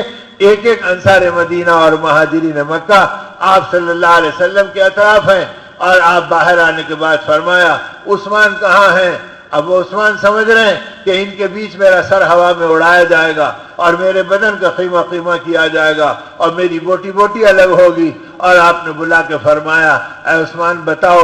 تم کو میں نے کہا تھا ایک دن میرا اللہ تمہاری جگہ مجھے کھڑا کرے گا اور میری جگہ تم کھڑے ہوں گے، آج بتاؤ اللہ نے مجھے اپنے گھر کا مالک بنایا نہیں بنایا، اور اس کنجی کو میرے قبضے میں دیا نہیں دیا؟ اب عثمان ہے کہ لرز رہے ہیں اور کانپ رہے ہیں۔ آپ نے فرمایا بتاؤ میں تمہارے ساتھ کیا سلوک کروں؟ اب وہ کپ کپاتے ہوئے کہہ رہے ہیں ایک کریم سے کرم کی امید کی جا سکتی ہے، میں کیا کہوں؟ آپ نے فرمایا عثمان ہاتھ بڑھاؤ، اور اس مجمع کے بیچ عثمان نے جب ہاتھ بڑھایا تو فرمایا اللہ کا نبی یہ کنجی تمہیں لوٹاتا ہے، اور یہ کہہ کے لوٹاتا ہے کہ یہ کنجی صرف تمہارے پاس نہیں رہے گی بلکہ قیامت تک اولاد در اولاد تمہاری نسلوں میں باقی رہے گی۔ یہ کہہ کر آپ نے وہ کنجی انہی کے ہاتھ میں دی تو کنجی لینے سے پہلے وہ چیخ اٹھے اور کلمہ پڑھے اور کہا بے شک یہ نبی کا حوصلہ ہے اور یہ نبی کا دل ہے، انسان کا دل نہیں ہو سکتا، ورنہ وہ کچھ نہ کچھ انتقام لیے بغیر نہیں رہ سکتا۔ اے اللہ کے نبی، اب تک تو میں آپ کو محمد ابن عبداللہ کہہ رہا تھا، اب محمد الرسول اللہ کہنے کو بے چین ہوں، مجھے اپنی غلامی میں لے لیجئے۔ اللہ کی شان یہ کہ آج 1500 برس گزر گئے، بڑی بڑی ظالم اور جابر حکومتیں اس علاقے میں حکومت کرتی رہی، لیکن کسی کی طاقت نہیں ہوئی کہ اس خاندان سے کنجی کو لے لے۔ آج تک وہ کنجی اسی خاندان میں چلی آ رہی ہے۔ تو اللہ کے نبی صلی اللہ علیہ وسلم نے یہ بات دکھلا دی کہ دیکھو دین کی محنت پر اللہ اپنے وعدوں کو پورا کریں گے۔ اب شرط یہ ہے کہ تم اللہ کے بھروسے پر اپنے آپ کو چلاتے بھی رہو اور اپنے آپ کو لگاتے بھی رہو اور اپنے آپ کو ان محنتوں میں کھپاتے بھی رہو، اور اللہ کے وعدوں پہ یقین رکھو۔ اللہ اپنے وعدوں کو جیسے چاہے پورا کرے، جیسے ان کی ذات بے عیب ہے اور ان کی ذات ہر شکل سے پاک ہے، ان کی مددیں بھی شکلوں سے پاک ہیں۔ وہ کس کی شکل سے کس کی مدد کرتے ہیں اور کس کو کہاں سے دیتے ہیں، وہ تو عین وقت پر ان کی مددوں کے راستے آتے ہیں۔ اب صحابہ کرام نے جب دعوت دی اور دین کی اور ایمان کی محنتوں کی بات چلی اور اس کا مزاج بنا، اٹھتے بیٹھتے اللہ کی بڑائی ہو رہی ہے، بچوں میں اور عورتوں میں اللہ کی بڑائی ہو رہی ہے، گھر میں اور کاروبار میں آخرت کے تذکرے ہو رہے ہیں، ہر جگہ ایمان کی بنیاد پر اور ہر جگہ اعمال کی بنیاد پر آپ کے پورے چاہنے والوں کا طبقہ انہی محنتوں پہ چل رہا، اور ذہن اتنا بنا دیا گیا کہ آپ نے صاف اپنی امت کو سمجھا دیا اے لوگو تم اس دھوکے میں مت رہو کہ تم کما رہے ہیں اور تم مال حاصل کر رہے ہیں۔ یاد رکھو تمہارے گھروں میں جو عورتیں چار دیواری میں بند ہیں اور وہ معصوم بچے جو ان کے گودوں میں پل رہے ہیں اور خاندان کے وہ معذور اور اپاہج جن کی ذمہ داری تمہارے اوپر ہے، اللہ ان کے صدقے تم کو روزی دے رہے ہیں۔ تمہاری وجہ سے ان کو روزی نہیں مل رہی، ان کی وجہ سے تم کو روزی مل رہی ہے۔ تو اب کمانے والوں کو بھی ذہن بدل گیا اور کھانے والوں کو بھی ذہن بدل گیا کہ بھئی یہ تو اللہ کر رہے ہیں اور اپنی قدرت سے کر رہے ہیں، اور اللہ دے رہے ہیں اور اپنے خزانوں سے دے رہے ہیں۔ تو اب ہر ایک کی نظر اللہ پر اور ہر ایک کی نظر اللہ کی مشیت اور اللہ رب العزت کی قدرت کے اوپر لگی ہے۔ اب جب یہ مزاج بن گیا تھا تو جو حالات آئے اس حالات کو امت جھیل رہی ہے۔ حضرت ابو ہریرہ رضی اللہ تعالیٰ عنہ جو فرماتے ہیں کہ مجھ پر ایسے فاقے آتے کہ میں فاقوں سے گر جاتا، اور جب میں گر جاتا تو میرے منہ سے کف نکلتا، تو لوگ سمجھتے کہ یہ مرگی کا بیمار ہے۔ اس زمانے میں مرگی کے بیماروں کو پیر سے کھودلتے تھے اور چپلوں سے گردن کو رگڑتے تھے، تو اب لوگ آ کر اپنے پیر سے میری گردن کو رگڑتے تو میں اور تکلیف میں پریشان ہوتا اور یہ کہتا اللہ کے لیے مجھے مدد دو اور مجھے تکلیف مت دو، میں یہ مرگی کی وجہ سے نہیں گرا، میں فاقوں کی وجہ سے گر گیا، اتنے دن کے فاقے ہو گئے کہ اب چلنا بھی نہیں آتا۔ یہ حالت کے اوپر زندگی پہنچی۔ اب ایسی پہنچی اور پھر بھی دین کی محنت میں لگے ہیں، پھر بھی ایمان کی فکروں میں لگے ہیں، پھر بھی اللہ کے وعدوں پہ یقین رکھ کے چل رہے ہیں۔ جب یہ رخ ہوا تو اللہ کے نبی صلی اللہ علیہ وسلم نے دیکھا تو فرمایا ابو ہریرہ آ جا، میرے قریب آ جا، اور ایسے آ جا کہ کپڑا لا اور اس کپڑے کو تینوں طرف سے سی کر اسے ایک زنبیل تھیلی بنا لے۔ ابو ہریرہ کہتے ہیں میں نے آقا کی اطاعت پر تھیلی بنا لی۔ اب جب تھیلی بنا لی تو نبی پاک صلی اللہ علیہ وسلم نے اپنے مبارک ہاتھوں سے کھجور اٹھائے اور اس تھیلی میں ڈالے اور چند مٹھی کھجور ڈال کے فرمایا ابو ہریرہ اسے رکھ لے، اب جب بھوک لگی تو کھا لینا اور کوئی بھوکا دکھا تو کھلا دینا، کھاتے بھی رہنا کھلاتے بھی رہنا، نہ گننا نہ اس کو دیکھنا، بس اللہ کے بھروسے پہ ہاتھ ڈالنا اور اللہ کا نام لے کے نکالنا، اب کھاؤ اور کھلاؤ اور اس پہ چلتے رہو۔ ابو ہریرہ کہتے ہیں وہ تھیلی آئی اور میرے فاقے ختم ہو گئے، اب جب بھوک لگتی تو میں اس میں ہاتھ ڈالتا، اتنے کھجور کھا لیتا کہ میرا پیٹ بھر جاتا۔ لوگ میرے پاس آتے اور کہتے کہ ابو ہریرہ آقا کے ارشادات ہم کو سکھا دو، تو میں ان کو بٹھاتا اور حدیث سناتا۔ جب بیٹھے بیٹھے ان کو دیر ہو جاتی تو کہتا لو تم بھی کھاؤ، تو ان کو بھی کھلاتا میں بھی کھاتا، تو وہ کھاتے جاتے اور سیکھتے جاتے اور میں کھلاتا جاتا اور سکھاتا جاتا۔ اب اس طرح میرا وقت گزرنے لگا، اور کہا جب شاگرد نے پوچھا حضرت ایسا وقت کتنا گزرا، فرمایا یہاں تک کہ اللہ کے رسول صلی اللہ علیہ وسلم دنیا سے پردہ فرما گئے، اور وہ تھیلی میرے پاس جیسی کی ویسی، اور میں اس میں سے کھا رہا بھی ہوں کھلا رہا بھی ہوں۔ فرمایا حضرت اتنی لمبی مدت اور اللہ کی یہ برکت چلی۔ فرمایا آگے سنو، اتنا ہی نہیں ہوا بلکہ صدیق اکبر کا پورا دور گزرا اور لوگ میرے پاس کھاتے تھے اور میں ان کو کھلاتا تھا، اور پھر میں خود بھی اپنا پیٹ بھرتا تھا، اور جب فارغ ہوتا تو پھر وہ تھیلی کو دیوار کو لگا دیتا تھا، اور جب کوئی آتا اور میرے پاس پڑھنے کے لیے بیٹھتا تو میں اسے پڑھاتا اور پھر کھانے کے لیے بٹھاتا تو پیٹ بھر کے کھجور کھلا دیتا، پھر تھیلی اٹھاتا پھر اسے اپنی جگہ پہ رکھ دیتا، یہاں تک کہ صدیق اکبر رضی اللہ عنہ بھی گزر گئے اور پھر وہ تھیلی میرے پاس چلتے رہی۔ تو شاگردوں نے کہا اچھا اور اتنے سال چلی آپ پاس؟ فرمایا آگے کی سنو، اب حضرت عمر کا دور آیا تو حضرت عمر رضی اللہ عنہ کی خلافت کے زمانے میں میں کھاتا بھی رہا کھلاتا بھی رہا۔ حضرت عمر رضی اللہ تعالیٰ عنہ اس کھجور کو اتنی برکت کی کھجوریں سمجھتے تھے کہ جب بھی امیر المومنین کا دستر لگتا تو فرماتے جاؤ پہلے ابو ہریرہ کے کھجور لاؤ اور ہمارے دستر پہ لگاؤ۔ تو امیر المومنین کے دستر کی زینت میرے کھجور بنتے تھے،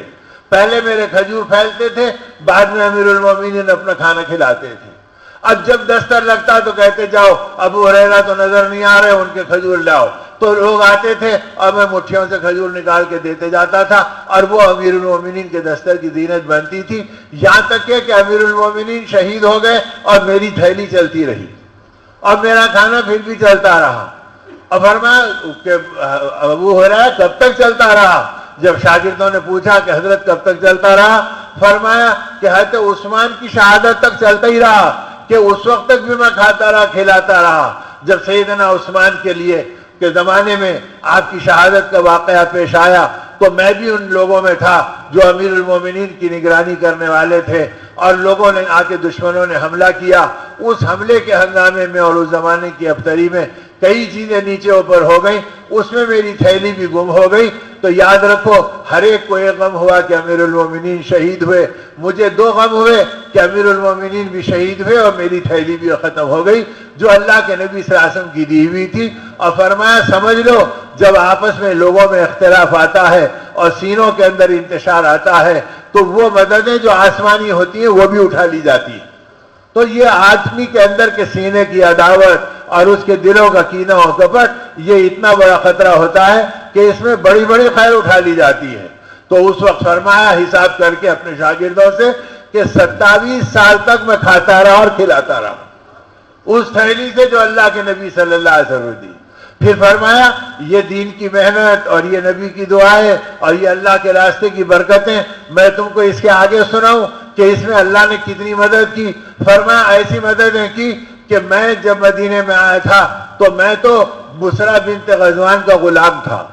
اور وہ مجھے سخت سے سخت کام لیتی تھی اور وہ میں اس کے ظلم سہتا تھا۔ اللہ کی کرنی ہے کہ بڑے دنوں کے بعد اس کی غلامی سے نجات پایا، اور پھر جب ان کاموں میں لگا تو امیر المومنین حضرت عمر کے دور میں وہ دن بھی آ گئے کہ جب علاقوں کے علاقے ہمارے قبضے میں آنے لگے تو امیر المومنین نے مجھے گورنر بنا دیا ایک علاقے کا، اور جب میں گورنر بن کر گیا تو اب لوگ حیران تھے۔ وہ ابو ہریرہ جو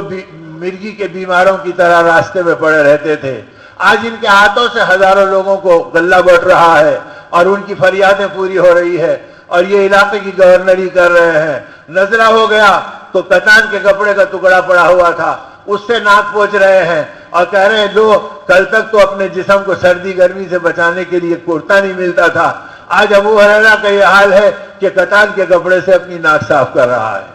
اب اس پہ شاگردوں نے حیرت سے کہا اللہ نے آپ کو کہاں تک نوازا؟ فرمایا ارے اور آگے کی سنو، تم اس پہ کہہ رہے ہیں اور آگے کی سنو۔ وہ بسرا بنت غزوان جس کی غلامی میں زندگی گزارتا تھا، جب میں گورنر بنا اور اسے پتا چلا کہ میں گورنر بنا تو اس نے گورنری کی مبارکبادی بھیجی اور یہ کہا کہ وہ ابو ہریرہ تم مبارک ہیں کہ تم کو گورنری مل گئی، اور اس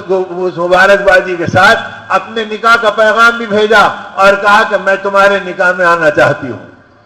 اب میں حیران ہوں کہ جس کی غلامی میں رہتا تھا وہ مجھے اپنے نکاح کا پیغام بھیج رہی ہے۔ تو شاگردوں نے پوچھا حضرت پھر آپ نے اس سے نکاح کر لیا؟ فرمایا نہیں، میں نے امیر المومنین کو اطلاع دی اور خط بھیجا اور کہا کہ بسرا بنت غزوان نے مجھے نکاح کا پیغام بھیجا، تو امیر المومنین نے اجازت دی، کہا ابو ہریرہ دیر مت کر، جلدی کر لے اور نکاح کر لے، اللہ کی شان یہ کہ وہ میرے نکاح میں آ گئی ہے، وہ میری خدمت کر رہی ہے۔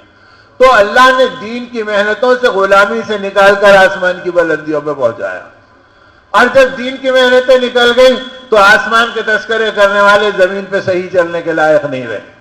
اور ہماری زندگیاں لڑکھڑا رہی ہیں۔ تو اس لیے میرے دوستوں اور میرے بزرگوں، ضرورت اس کی ہے کہ دعوت کی محنت کو، اس کی قربانیوں کو آدمی گلے لگانے والا بنے اور ان محنتوں کا ذوق اپنا بنائے کہ بھئی جتنا دین کی محنتیں دنیا میں ہوں گی اتنا اللہ کی غیبی مددیں دنیا میں آئیں گی اور اتنا حالات عالم پلٹیں گے اور اتنا دل کی دنیا کو اللہ بدلیں گے۔ اس لیے اصل بنیاد یہ ہے کہ ان محنتوں کے اندر ایک طرف آدمی اللہ سے ڈرنے والا ہو، آخرت کی فکروں میں اپنے آپ کو بھلانے والا ہو، ایمان کی محنتوں کو اپنا کام سمجھنے والا ہو، اور جب بھی دین کے تقاضے آئیں اس پر اپنے آپ کو لگانے والا بنے۔ اسی لیے ہمارے حضرت مولانا سعید احمد صاحب رحمۃ اللہ علیہ فرمایا کرتے تھے ارے بھائی تمہارے 4 مہینے، تمہارے 6 مہینے، تمہارے سال، یہ تو صرف سمجھانے بجھانے کے لیے بچوں کے کھیل کی طرح ہے، اصل تو یہ ہے کہ تمہارے دل کے جذبے بن جائیں، میں ایمان پہ مر مٹوں، میں آخرت کے اوپر اپنے آپ کو لگا دوں، میرا جان و مال اللہ کا دیا ہوا اللہ کے نام پہ خرچ ہو جائے،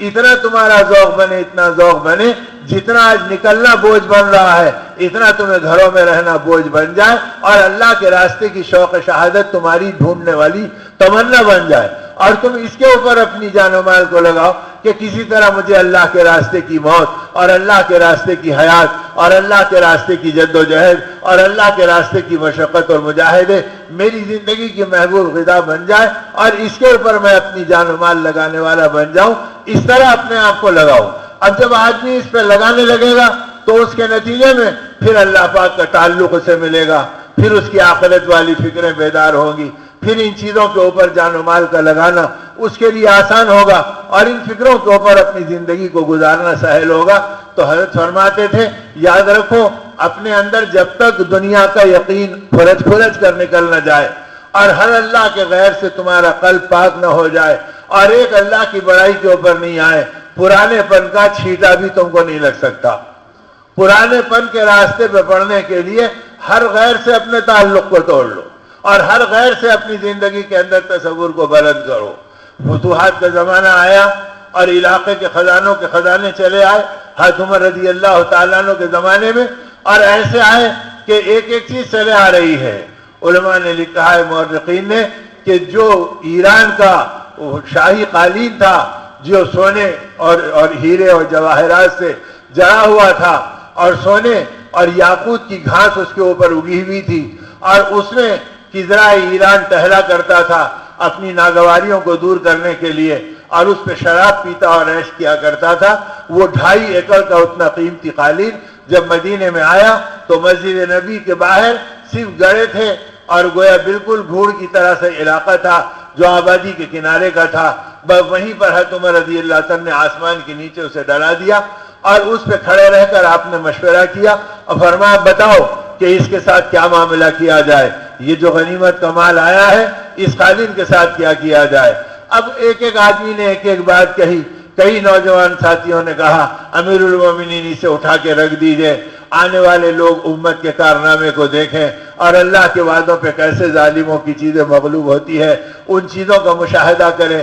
آپ اسے اٹھا کے رکھ دیجئے۔ آپ نے سب کی سنی اور فرمایا کہ ٹھیک ہے، تم اسے کہہ رہے ہیں کہ یہ دین کی یادگار ہے، لیکن یہ وہ چیز ہے جس کے اوپر وہ گناہ کرتا تھا، وہ بے حیائی کے کام کرتا تھا، وہ شراب پیتا تھا۔ میں گناہ کو یادگار رکھنے کے لیے تیار نہیں ہوں، اور خدا کی لعنت کا دروازہ کھلانا پسند نہیں کرتا۔ اسے کاٹ کے ٹکڑے ٹکڑے کر دو اور سارے مدینے میں تقسیم کر دو۔ یہ کہہ کر آپ نے اسے کتروایا اور وہیں سے اس کے ٹکڑے بنا بنا کر ہر ایک کے پاس ایک ایک پہنچا دیا، اور کوئی اس قالین کے حصے کو باقی رہنے نہیں دیا۔ تو اس طرح آئی ہوئی دنیا کے اثر کو کھڑے کھڑے دور کر دیا۔ ارے صاحب ان کی دنیا بڑی، ان کی دنیا اچھی، ان کی دنیا، ارے بھائی وہ اچھی جو اللہ کو پسند آ جائے، وہ اچھی جو اللہ کے ہاں قبول ہو جائے، اور وہ اچھی جس کے اوپر اللہ پاک نیکی کی توفیق دے دے، اور جس کے راستے سے غفلت آئے، اور جس کے راستے سے آدمی کی زندگی میں دینی محنتوں سے آدمی چرانا ہو، اور آدمی کا اپنی زندگی کے اندر اپنے محبوبات اور مرغوباتی کو ڈھونڈنا ہو، وہ تو آدمی کے لیے سخت آزمائش ہے اور فطرے کی چیز ہے۔ اس لیے ان چیزوں سے تو نبی پاک صلی اللہ علیہ وسلم نے پناہ مانگی اور اپنی زندگی کو اس سے پاک رکھا، اور اپنے ساتھیوں کو اس میں ہلکے پھلکے چلنے کے راستے پہ رکھا۔ اس لیے صحابہ کرام نے بڑی بڑی قربانیاں دے کر پھر ڈرتے رہے کہ پتہ نہیں کہ ہماری آخرت کا کیا ہوگا۔ جس وقت حضرت عائشہ رضی اللہ تعالیٰ عنہ اما جان کے سامنے فتوحات کے زمانے میں اچھے کھانوں کا دستر چنا گیا، تو اسے دیکھ کر حضرت عروہ جو آپ کے بھانجے تھے اور کم عمر تھے، انہوں نے کہا اما جان آج اس زمانے میں آپ کے سامنے اتنے اچھے اچھے کھانے رکھے جا رہے ہیں، تو اس دور میں اللہ کے نبی صلی اللہ علیہ وسلم کے زمانے میں آپ اس سے اچھا کھایا کرتی تھی ہوں گی۔ تو یہ سن کر آپ کی ہچکیاں لگ گئیں اور آپ کے آنسو ٹپک گئے، اور فرمایا اس دستر کو اٹھا لو، اور ہٹا دیا، اور کہا کہ آئندہ ایسے چنا ہوا دستر میرے سامنے مت لگایا کرنا، جب تم یہ دستر لگاتے ہیں تو مجھ کو آقا کا پیٹ یاد آتا ہے، اور اس زمانے کی بھوک یاد آتی ہے کہ کئی دن کے فاقوں کے بعد میں ہمیں چند کھجور کے دانے اگر مل جاتے تو اللہ کی بڑی نعمت ہو جاتی، اور اسی پہ اللہ کے نبی اپنا اور ہمارا گزارا کر لیا کرتے تھے۔ اور فرمایا آقا نے ہم سے وعدہ لیا تھا عائشہ میرے بعد اپنی زندگی کا مزاج نہیں بدلنا، اگر تو یہ چاہتی ہے کہ قیامت کے دن مجھ سے ملاقات کرے تو جس حالت میں چھوڑ کے جا رہا ہوں اس حالت میں اپنی باقی زندگی گزارنا، اس دستر کو ہٹا لو اور اٹھا لو، کہیں ایسا نہ ہو کہ یہ چیزوں کی راحت مجھے قیامت کے دن میرے نبی سے جدا نہ کر دے۔ تو یہ تصور کے ساتھ وہ اپنی زندگیوں کو چلا رہے تھے، اور اس جذبے کے ساتھ وہ اپنے آپ کو چلا رہے تھے۔ بڑے بڑوں کی زندگیاں ایسی چلی۔ امیر المومنین حضرت عمر رضی اللہ تعالی عنہ اب اس حالت میں رہے کہ پورا دور خلافت 11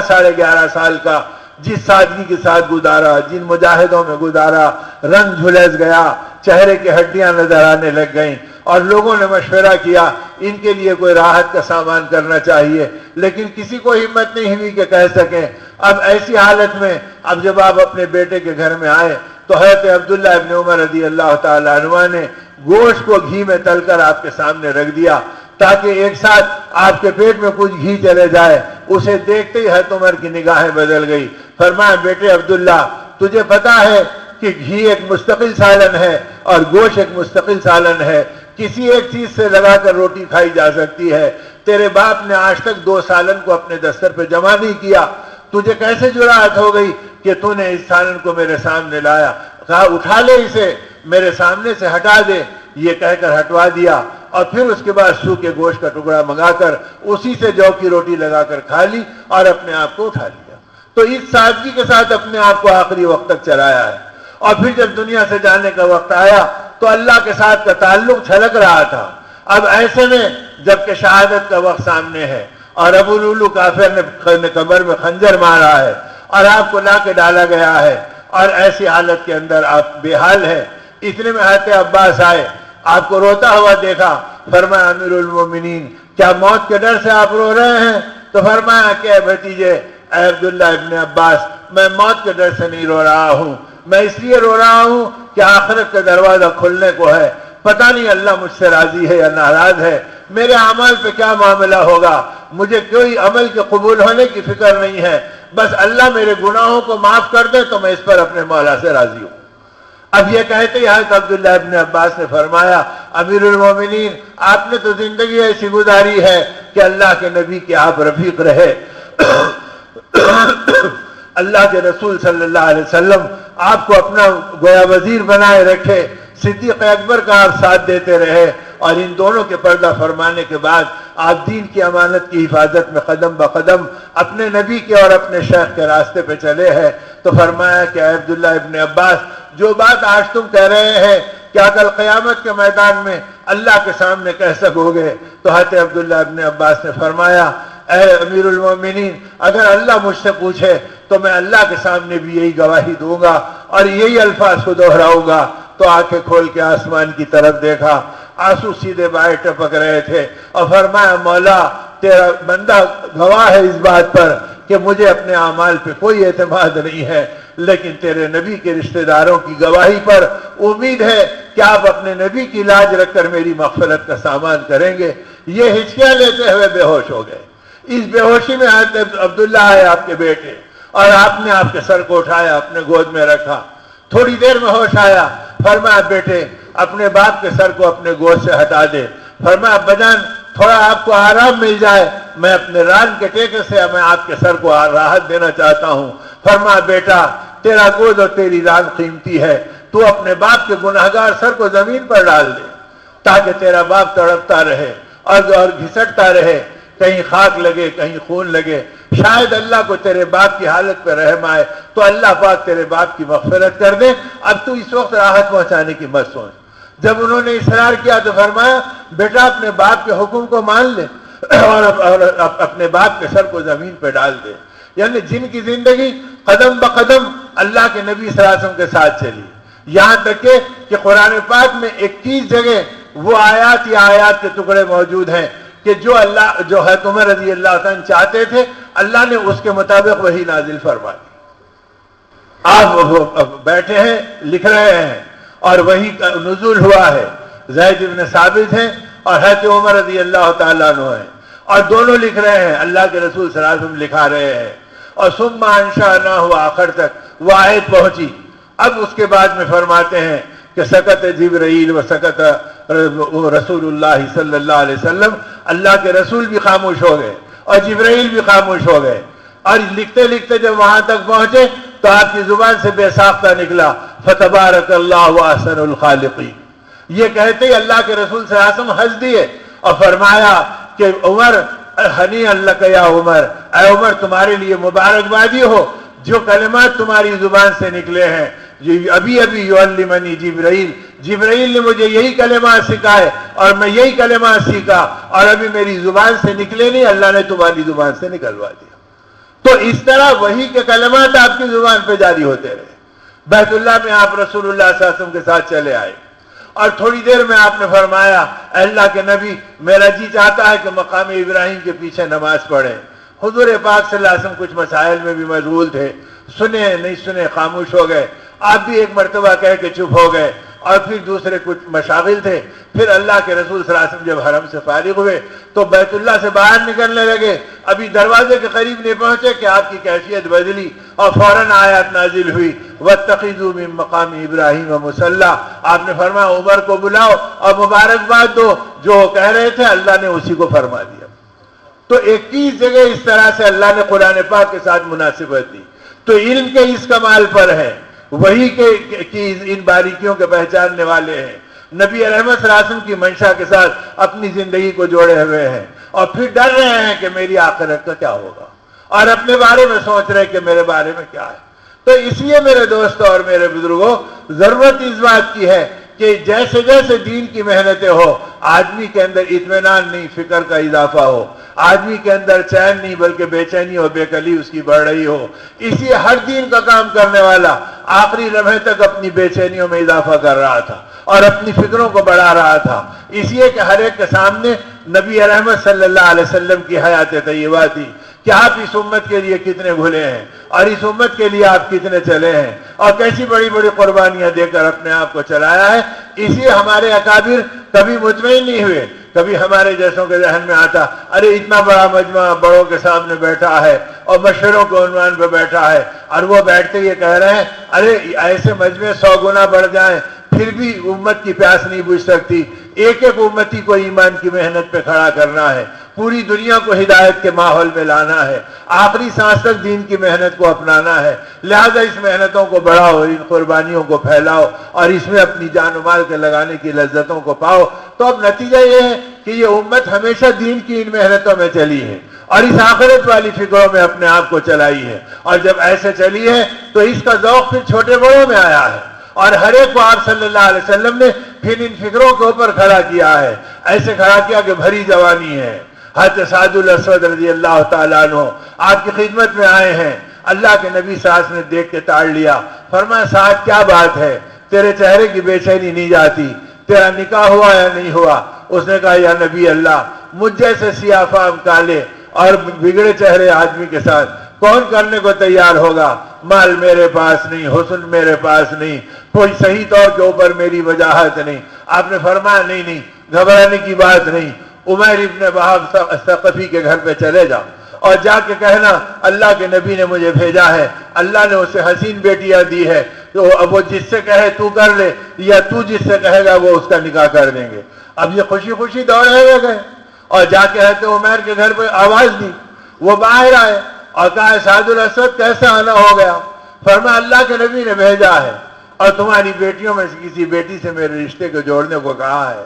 ایک لمحہ باپ ہے، بیٹیوں کی محبت ہے، اللہ کی دی ہوئی سہولتیں ہیں، ایک نظر بھر کے دیکھا اور کہا کہ ساتھ میں آ رہا ہوں اور آقا کی خدمت میں پہنچتا ہوں. یہ کہہ کے اندر گئے اور اندر جاتے ہی بیٹیوں نے آواز سن لی تھی. انہوں نے کہا کہ کیا ہوا؟ کہا کہ بیٹی ایسے کوئی آئے تھے. فرمایا پھر آپ نے کیا کہا؟ تو کہنے لگے میں سوچ رہا تھا میں آقا کی. فرمایا کہ ابا جان کیا سوچ رہے ہیں؟ آپ آنے والے کو مت دیکھیے، آپ بھیجنے والے کو دیکھیے کہ کس ذات نے بھیجا ہے. اب اس پہ ہم مر مٹنے کا وعدہ کر چکے ہیں، ہم راضی ہیں، ہم میں سے جسے چاہے آپ طے کر دیں.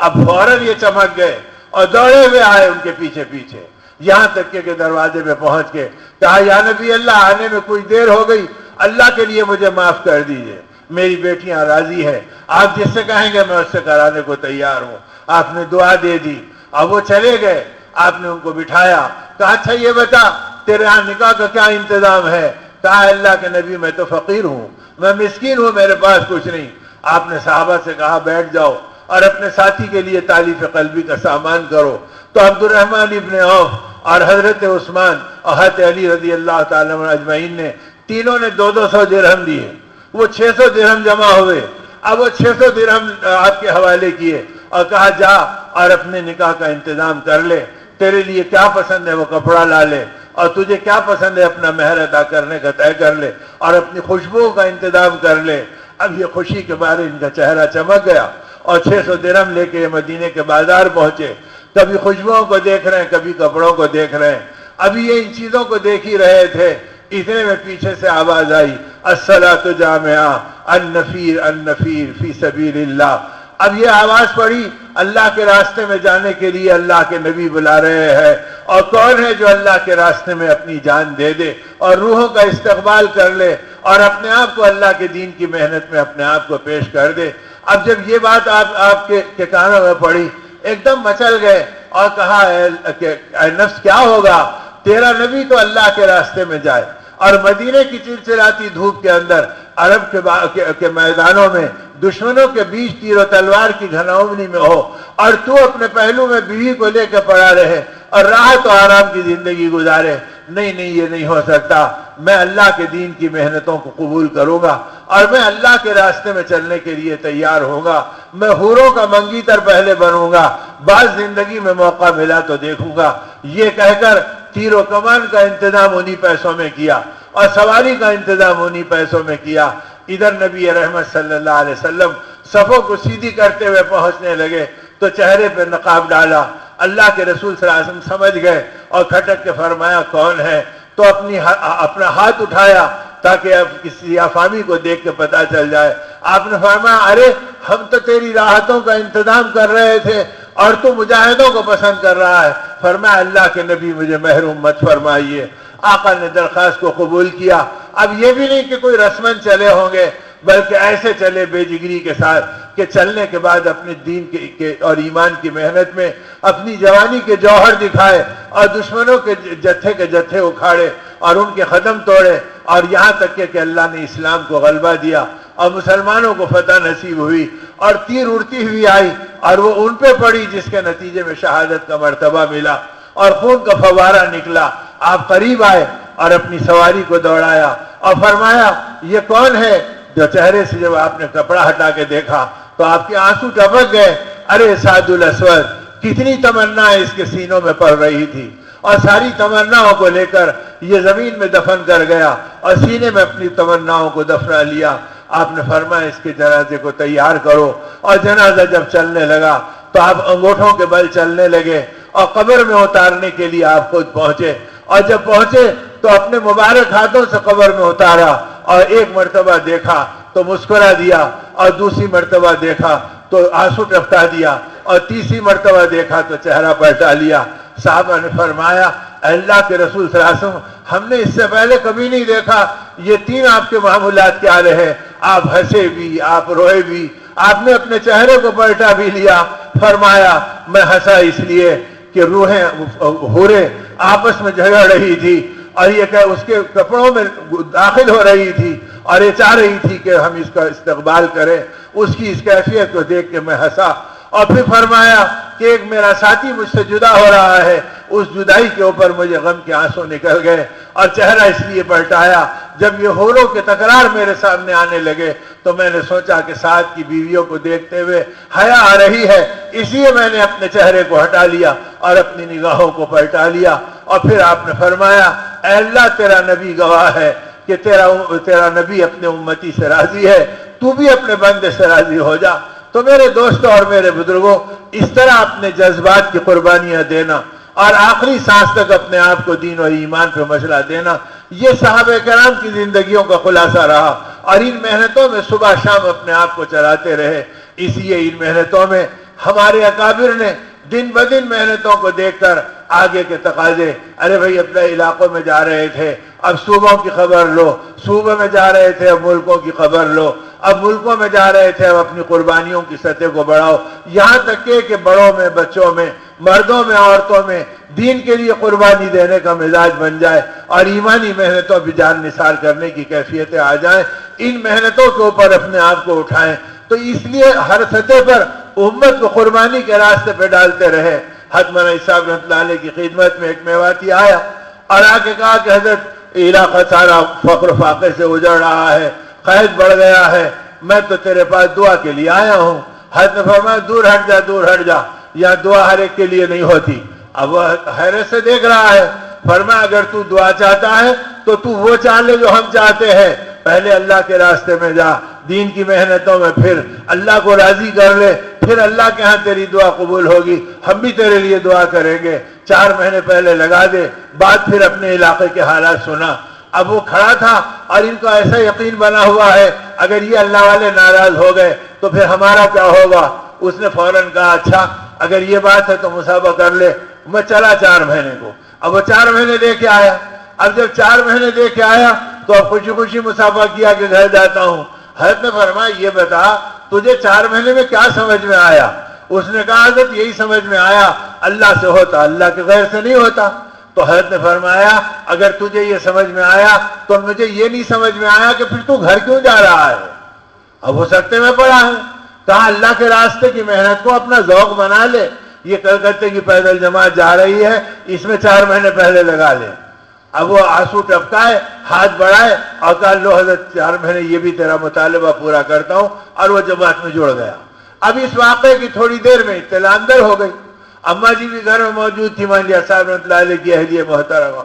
انہوں نے بلوایا تو حضرت اندر گئے. تھوڑی دیر میں آئے تو بھیگے ہوئے چہرے کے ساتھ اور ٹپکتے آنسوؤں کے ساتھ. فرمایا حضرت کیا بات ہوئی؟ فرمایا اماں جی کو کسی نے خبر دے دی ہماری اس تشکیل کی اور اس کے جانے کی. میں گیا تو اماں جی رو رہی ہے اور یہ کہہ رہی کہ یوسف اللہ کے پاس تیرا کیا معاملہ ہوگا, لوگ تجھ سے محبت کرتے ہیں, تیری بات پہ اطمینان کرتے ہیں, تجھے دعا والا سمجھ کے آتے ہیں, اور تجھے ان کی بیوی بچوں پہ رحم نہیں آتا. تیرے کہنے پہ وہ 4 مہینے لگا دیا, اب تو اسے جانے دیتا, پھر تو نے اور ایک 4 مہینے میں بھیج دیا. اس پہ اماں جی رو رہی تھی اور کہہ رہی تھی کہ تیرا کیا بنے گا. تو میں بھی اماں جی سے لپٹ کے خوب رویا اور کہا اماں جی آپ کو یہ فکر ہے کہ میرا کیا بنے گا, اور مجھے یہ فکر ہے کہ امت کا کیا بنے گا. میں چاہتا ہوں کہ چند گھر اجڑ جائیں اور کچھ لوگ قربانی دیتے رہیں, یا تو اللہ کے راستے میں پیوند خاک ہو جائیں یا مرنے کے زمانے میں لوٹیں کہ اب ان کے اندر ایک ہی تمنا ہو کہ اللہ کا دین چمکے, کوئی اور تمنا نہ ہو. اس حالت میں ان کی زندگیاں نچوڑی جائیں. شاید اگر کچھ بندے ایسی قربانی دے دیں, اللہ ان پہ رکھ کر پوری امت کا فیصلہ کر دے گا. تو میرے دوستو, ایسے بندوں کی قربانیوں پر ہی یہ فیصلے ہوئے جو آج یہ مسجدیں بھرتی بھرتی نظر آ رہی ہے اور دنیا کھچتی کھچتی نظر آ رہی ہے, اور چھوٹے بڑے ایمان کی محنتوں میں آ رہے ہیں. ایسے آ رہے ہیں کہ عقل کام نہیں کرتی. پونا کا علاقہ ہے, رمضان کے دن ہے, اور وہ بھی گرما کا رمضان, اور اس وقت کے اوپر اربوں کی جماعت ہے, اور ایک ہی جماعت کے اندر ایک ملک کے صدر کا بیٹا ہے, اور ایک ملک کا وزیر اعلیٰ ہے, اور ایک ملک کا وہاں پر وزیر فائنانس ہے, اور ایک اس ملک کا جو ہے عدالت کا جج ہے, اور یہ سب کے سب رمضان کی گرمی کے اندر پان کے ڈبے میں کھڑے اس کی خوشامد کر رہے ہیں کہ اللہ کے دین کی بات سن لے. اور وہ جھڑک رہا تو اللہ کو کتنی پیار آئے گا اور اس کی رحمت کتنی جوش میں آئے گی کہ میرے بندے اتنے بڑے بڑے عیش کو چھوڑ کے آئے ہیں اور میرے خاطر ایک چھوٹے سے بندے کے سامنے اپنی عزتوں کا سودا کر رہے ہیں. پھر اللہ کے خزانوں سے عزت ملے گی, راحت ملے گی, دنیا و آخرت کے خزانے ملیں گے, نسلوں میں ایمان چمکے گا, عالم میں ہدایت پھیلے گی, زندگیوں کی تبدیلیاں وجود میں آئیں گی, اور اللہ کا غیبی نظام حرکت میں آئے گا, زمانے کا باطل ٹوٹے گا, اور اللہ کا غیبی نظام اپنی قدرت سے انسانوں کی زندگی میں تھرکتا چلتا محسوس ہوگا. اسی لیے میرے بھائیوں اور میرے بزرگوں, قربانی کی سطح کو ہم کو بڑھانا ہے اور اس فکروں پر اپنے آپ کو چلانا ہے. اللہ نے اس کے لیے اپنے کرم سے آپ کے علاقے کو اس صوبے میں پہلی مرتبہ قبول فرمایا. اللہ کرے کہ یہ قربانیوں کا جوڑ ایسا بنیادی جوڑ بن جائے اور ایسے قربانیوں کا پایا بن جائے کہ اب آگے جتنے اضلاع, علاقے, شہر ایسے جوڑ لیتے جائے, یہ قربانیوں کا چشمہ پھوٹتے جائے, اور زمزم کے پانی کی طرح جیسے وہ ختم نہیں ہو رہا, اللہ آپ کی قربانیوں کو قیامت تک بڑھاتے ہی جائے اور ہدایت کو پھیلاتے ہی جائے اور اپنی رحمتوں کو اتارتے ہی جائے. اس کے لیے اللہ نے آپ کو اس کے لیے بنیاد بنایا. اب اللہ پہ بھروسہ کر کے طے کر لو کہ اس موقع پر ہمارے 4 مہینے ہر حال میں لگیں گے اور ہر طرح لگیں گے اور ہر خوشی کے ساتھ ہم پیش کریں گے. اللہ رکاوٹوں کو دور کریں گے, اللہ پریشانیوں سے حفاظت کریں گے, اور اللہ اپنے راستے کی قبولیت سے نوازیں گے. اس لیے ہمت و نیت کر کے طے کرو کہ انشاءاللہ 4 مہینے ہم سب کو اللہ کے راستے میں لگانا ہے, اور جس کی نیتیں ہو جائے اللہ کے بھروسے پہ کھڑے رہ کے بتلا دو اب سے چلنا ہے, اب سے چلے جاؤ, اور 1 مہینہ پہلے کی محنتوں میں اپنے آپ کو شریک کر لو, اور آخری درجے میں اپنے اجتماع سے سب نکلنے والے بنے اور ہر ایک اپنے اپنے نام پیش کرے. بتلاؤ کرو بھی اللہ کے بھروسے ارادے کرو, ہمت کرو, نیت کرو, اللہ غیر سے ہماری مدد کرے. بھائی ان ناموں کو اللہ دیکھ رہے ہیں, اللہ کے فرشتے لکھ رہے ہیں, اور اللہ کی غیبی مددیں برسنے کے لیے تیار ہے. محمد ابراہیم صاحب خادمیہ کے, اللہ قبول فرما لے, اللہ برکت دے. مقبول صاحب حضرت جی نگر کے, مسجد کا نام کے ساتھ طے کرو. اللہ ہی نے بلایا اور اللہ ہی نے بٹھایا. محنتیں تو آپ لوگ کر رہے ہیں, ہم تو اپنے محتاجگی کے اندر اللہ کے دین کی محنتوں میں اللہ حصے دار بنا دے. اس سعادت کو لینے کے لیے آپ کی خدمت میں آ گئے. آپ کے ارادے پہلے کے ہیں، آپ کے جذبے اللہ کے ہاں مقبول ہیں، اور اللہ ان حوصلوں میں برکت دیں گے اللہ جب اگر ہم اس ماحول میں لگے رہیں گے، ان محنتوں میں چلتے رہیں گے، اللہ کی مددیں آتی رہیں گی۔ آخری درجے میں اپنے اجتماع سے نکلنا ہے نندیال کے، کرو بھی کرو، ارادے کرو، اللہ کی ذات پہ بھروسہ رکھو۔ شہر کرنول سے ایک جماعت نقد بیرون کی بھی ہے بھائی، الحمدللہ ہمارے اجتماع سے پہلے ہی اللہ کے راستے میں نکل جائیں گے، اللہ جزائے خیر دے، حوصلوں میں برکت دے۔ بدوار پہ حلقہ 4 مہینے کی مکمل جماعت ہے، اللہ قبول فرمائے۔ چارشاہ مسجد، الحمدللہ الحمدللہ دھونی سے ایک جماعت 4 مہینے کی۔ بھائی ہمت کرو، نیت کرو، ارادے کرو، آج تک اللہ ہی نے اس کام کو پھیلایا، آگے بھی اللہ ہی کرائیں گے، ہم چلیں گے اللہ ہماری مدد فرمائیں گے، اور یہ اللہ کے راستے کے اندر چلنے کے اوپر اللہ کے انعام ہیں جو اللہ اپنے کرم سے عطا فرما رہے ہیں۔ مستان بھائی کہاں کے ہیں؟ شہر والے بتلائے بھائی ساتھی ارادے کریں، اللہ برکت دے، اللہ برکت دے۔ چلے کی آنے والی جماعت مزید 2 چلے کا اعلان کر رہی ہے، اللہ ان کے حوصلوں میں، ان کی محنتوں میں قبولیت دے، اور اللہ ان کی برکت سے اور جماعتوں کو بھی 4 مہینے کرنے کی توفیق عطا فرمائے، آمین۔ اللہ آسان کرے۔ بن ہوگا مدینہ طیبہ میں ایک کھجور کا درخت تھا، وہ کسی منافق مدینہ کا تھا، وہ اس پہ چڑھتا تھا تو بے پردگی ہوتی تھی، صحابہ کو بہت تکلیف ہوتی تھی، کئی بار اسے سمجھایا، اس نے مانا نہیں، تو اللہ کے نبی صلی اللہ علیہ وسلم کے پاس صحابہ گئے اور کہا یا رسول اللہ یہ بہت اذیت پہنچاتا ہے۔ تو اب آپ کو جب اس کی کیفیت معلوم ہوئی تو آپ نے فرمایا کہ جو آدمی اس کھجور کے درخت کو خرید کر اپنے نبی کو دے دے، وہ اللہ کا نبی اس کے لیے جنت میں کھجور کے درخت کا وعدہ کرتا ہے۔ اب یہ بات جو ہی کانوں میں پڑی تو حضرت ابو دہدہ رضی اللہ تعالیٰ عنہ ایک صحابی ہیں، وہ چلے آئے اور آ کر اس سے کہا کہ بھائی یہ کھجور کا درخت مجھے بیچ دے۔ اس نے جھڑک دیا اور کہا جا اپنا کام کر، بہترے آئے لیکن میں نے کسی کی نہیں سنی، تو کسے کہہ رہا ہے؟ اس نے کہا میری سن تو لو، میں اتنا دوں گا کہ تو سوچ نہیں سکتا۔ تو اس نے کہا کہ تم کیا دو گے؟ تو کہا تجھے معلوم ہے مدینے میں میرا باغ مشہور ہے اور اس میں 600 درخت کھجور کے لگے ہوئے ہیں اور پانی کی نہر چلتی ہے، یہ ایک کھجور کا درخت تو مجھے دے دے، میں 600 کھجور کا درخت کا باغ اور وہ پانی کی نہر یہ سب کی سب میں تجھے دیتا ہوں، اس کے بدلے یہ کھجور۔ اس کے عقل ہوش اڑ گئے، اس نے کبھی سوچا بھی نہیں تھا کہ ایک درخت کے بدلے 600 کھجور کے درخت پھلدار اور چلتی ہوئی نہر اس کے اندر پانی کی موجود ہو، وہ پانی کا چشمہ، یہ سب۔ اس نے کہا ٹھیک ہے میں دے دیتا ہوں۔ آپ نے کہا بس سودا کر لے، اور سیدھے نبی پاک صلی اللہ علیہ وسلم کی خدمت میں آئے اور فرمایا یا نبی اللہ میں نے اس درخت کو خرید لیا ہے، اب آپ کے حوالے کر رہا ہوں، آپ کا جی چاہے کاٹ دیجئے، آپ کا جی چاہے کسی کے حوالے کر دیجئے، بس آپ یہ بتلا دیجئے کہ آپ کا وعدہ ہے کہ آپ جنت میں کھجور کا درخت دلائیں گے۔ آپ نے بے ساختہ دعائیں دی اور فرمایا اچھا یہ بتا تو نے اسے کتنے میں دیا ہے؟ تو فرمایا اللہ کے نبی میرا ایک ہی باغ ہے، ایسا بھی نہیں کہ کئی باغ ہیں، آپ جانتے ہیں کہ ایک ہی باغ ہے اور 600 درخت کھجور کے ہیں، میں نے اس درخت کو حاصل کرنے کے لیے 600 درخت دے دیے اسے۔ اللہ کے رسول صلی اللہ علیہ وسلم نے بہت دعائیں دی، پھر پلٹ کے فرمایا اللہ کے نبی بات پکی ہے کہ جنت میں مجھے کھجور کا درخت ملے گا۔ فرمایا ابو دہدہ تیرے لیے جنت میں کھجور کا درخت پکا ہے۔ تو آپ آگے بڑھ کر صحابہ کے درمیان خوشی سے مچل گئے اور فرمایا بولو اللہ کی دی ہوئی سمجھ کو میں نے صحیح استعمال کیا یا نہیں کیا؟ جب کھجور کا درخت ملے گا تو جنت تو یہ خود بخود ملے گی، تو اللہ نے میری جنت پکی کرا دی اپنے نبی کے راستے سے۔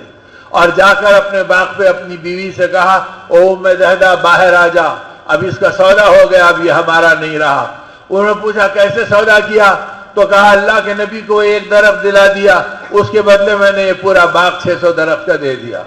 تو بیوی نے فوراً دعا دی اور کہا کہ نعمت زوج، فرمایا کہ کتنا اچھا شوہر ہے جس نے کتنا پاکیزہ سودا کیا،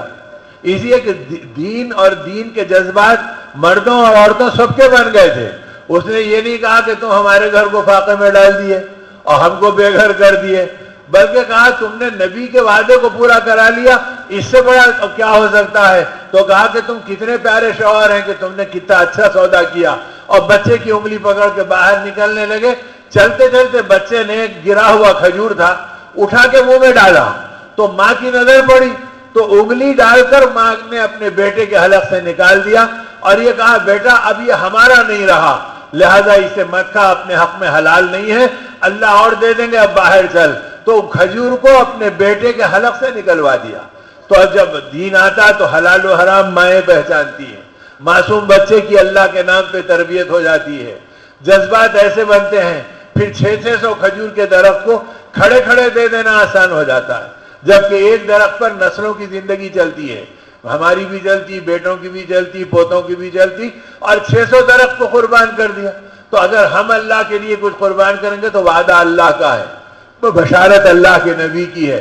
اس سے بڑھ کر اور کوئی راستہ نہیں ہے سچا و پکا. ومن اصدق من اللہ قیلا، کہ اللہ سے بڑھ کے سچا اور کون ہے. اسی لیے میرے دوستو اپنی قربانیوں کو بڑھاؤ، اپنے ماحول میں چلو، اپنے جذبات کو صحیح کرو، ان فکروں کو اپنا کام بناؤ، یہاں تک کہ پوری 24 گھنٹے کی زندگی 100% دین پر آئے اور ہر عمل دین کے مطابق اللہ ہم سے کرنے کی توفیق عطا فرمائے. کریں گے بھائی؟ اس کے لیے اپنے مقام کے اعمال میں اور آنے والی جماعتوں کی نصرت میں اور اجتماع کے تقاضوں میں اور 2.5 گھنٹے کی فکروں میں اپنے اوقات کو اس طرح لگاتے رہو کہ اب سب سے بڑا سودا یہی ہے، اے اللہ اس پورے صوبے کا یہ پہلا جوڑ اس عنوان پہ ہو رہا ہے، اسے ایسے کر کے قبول فرما لے کہ ہر ضلع کو توفیق مل جائے، ہر حلقے کو توفیق مل جائے، اور جس جگہ شہر میں اور صوبے میں ہو اللہ کرے کہ اس میں قبولیت بڑھتی رہے اور برکت ساری دنیا میں پھیلتی رہے. اس کی دعاؤں کو خوب اہتمام کریں، اس لیے کہ ہمارے اجتماعات میں ہمارے بڑوں نے، حضرت مولانا صاحب رحمۃ اللہ علیہ نے خود ہی فرمایا، یاد رکھو اجتماع جب انسانوں کے جسموں کا ہوتا ہے تو شر وجود میں آنے کا خطرہ ہوتا ہے. جب تم اللہ کے راستے میں زیادہ سے زیادہ نکلو گے تو وہ شر کا بدل بن جائے گا اور خیر وجود میں آ جائے گا. تو شر کے دبانے کے لیے اور خیر کے پھیلانے کے لیے ہماری جماعتوں کی نقل و حرکت قیامت تک جاری رہنا ہے انشاءاللہ. درود شریف پڑھ کے دعا کرنا.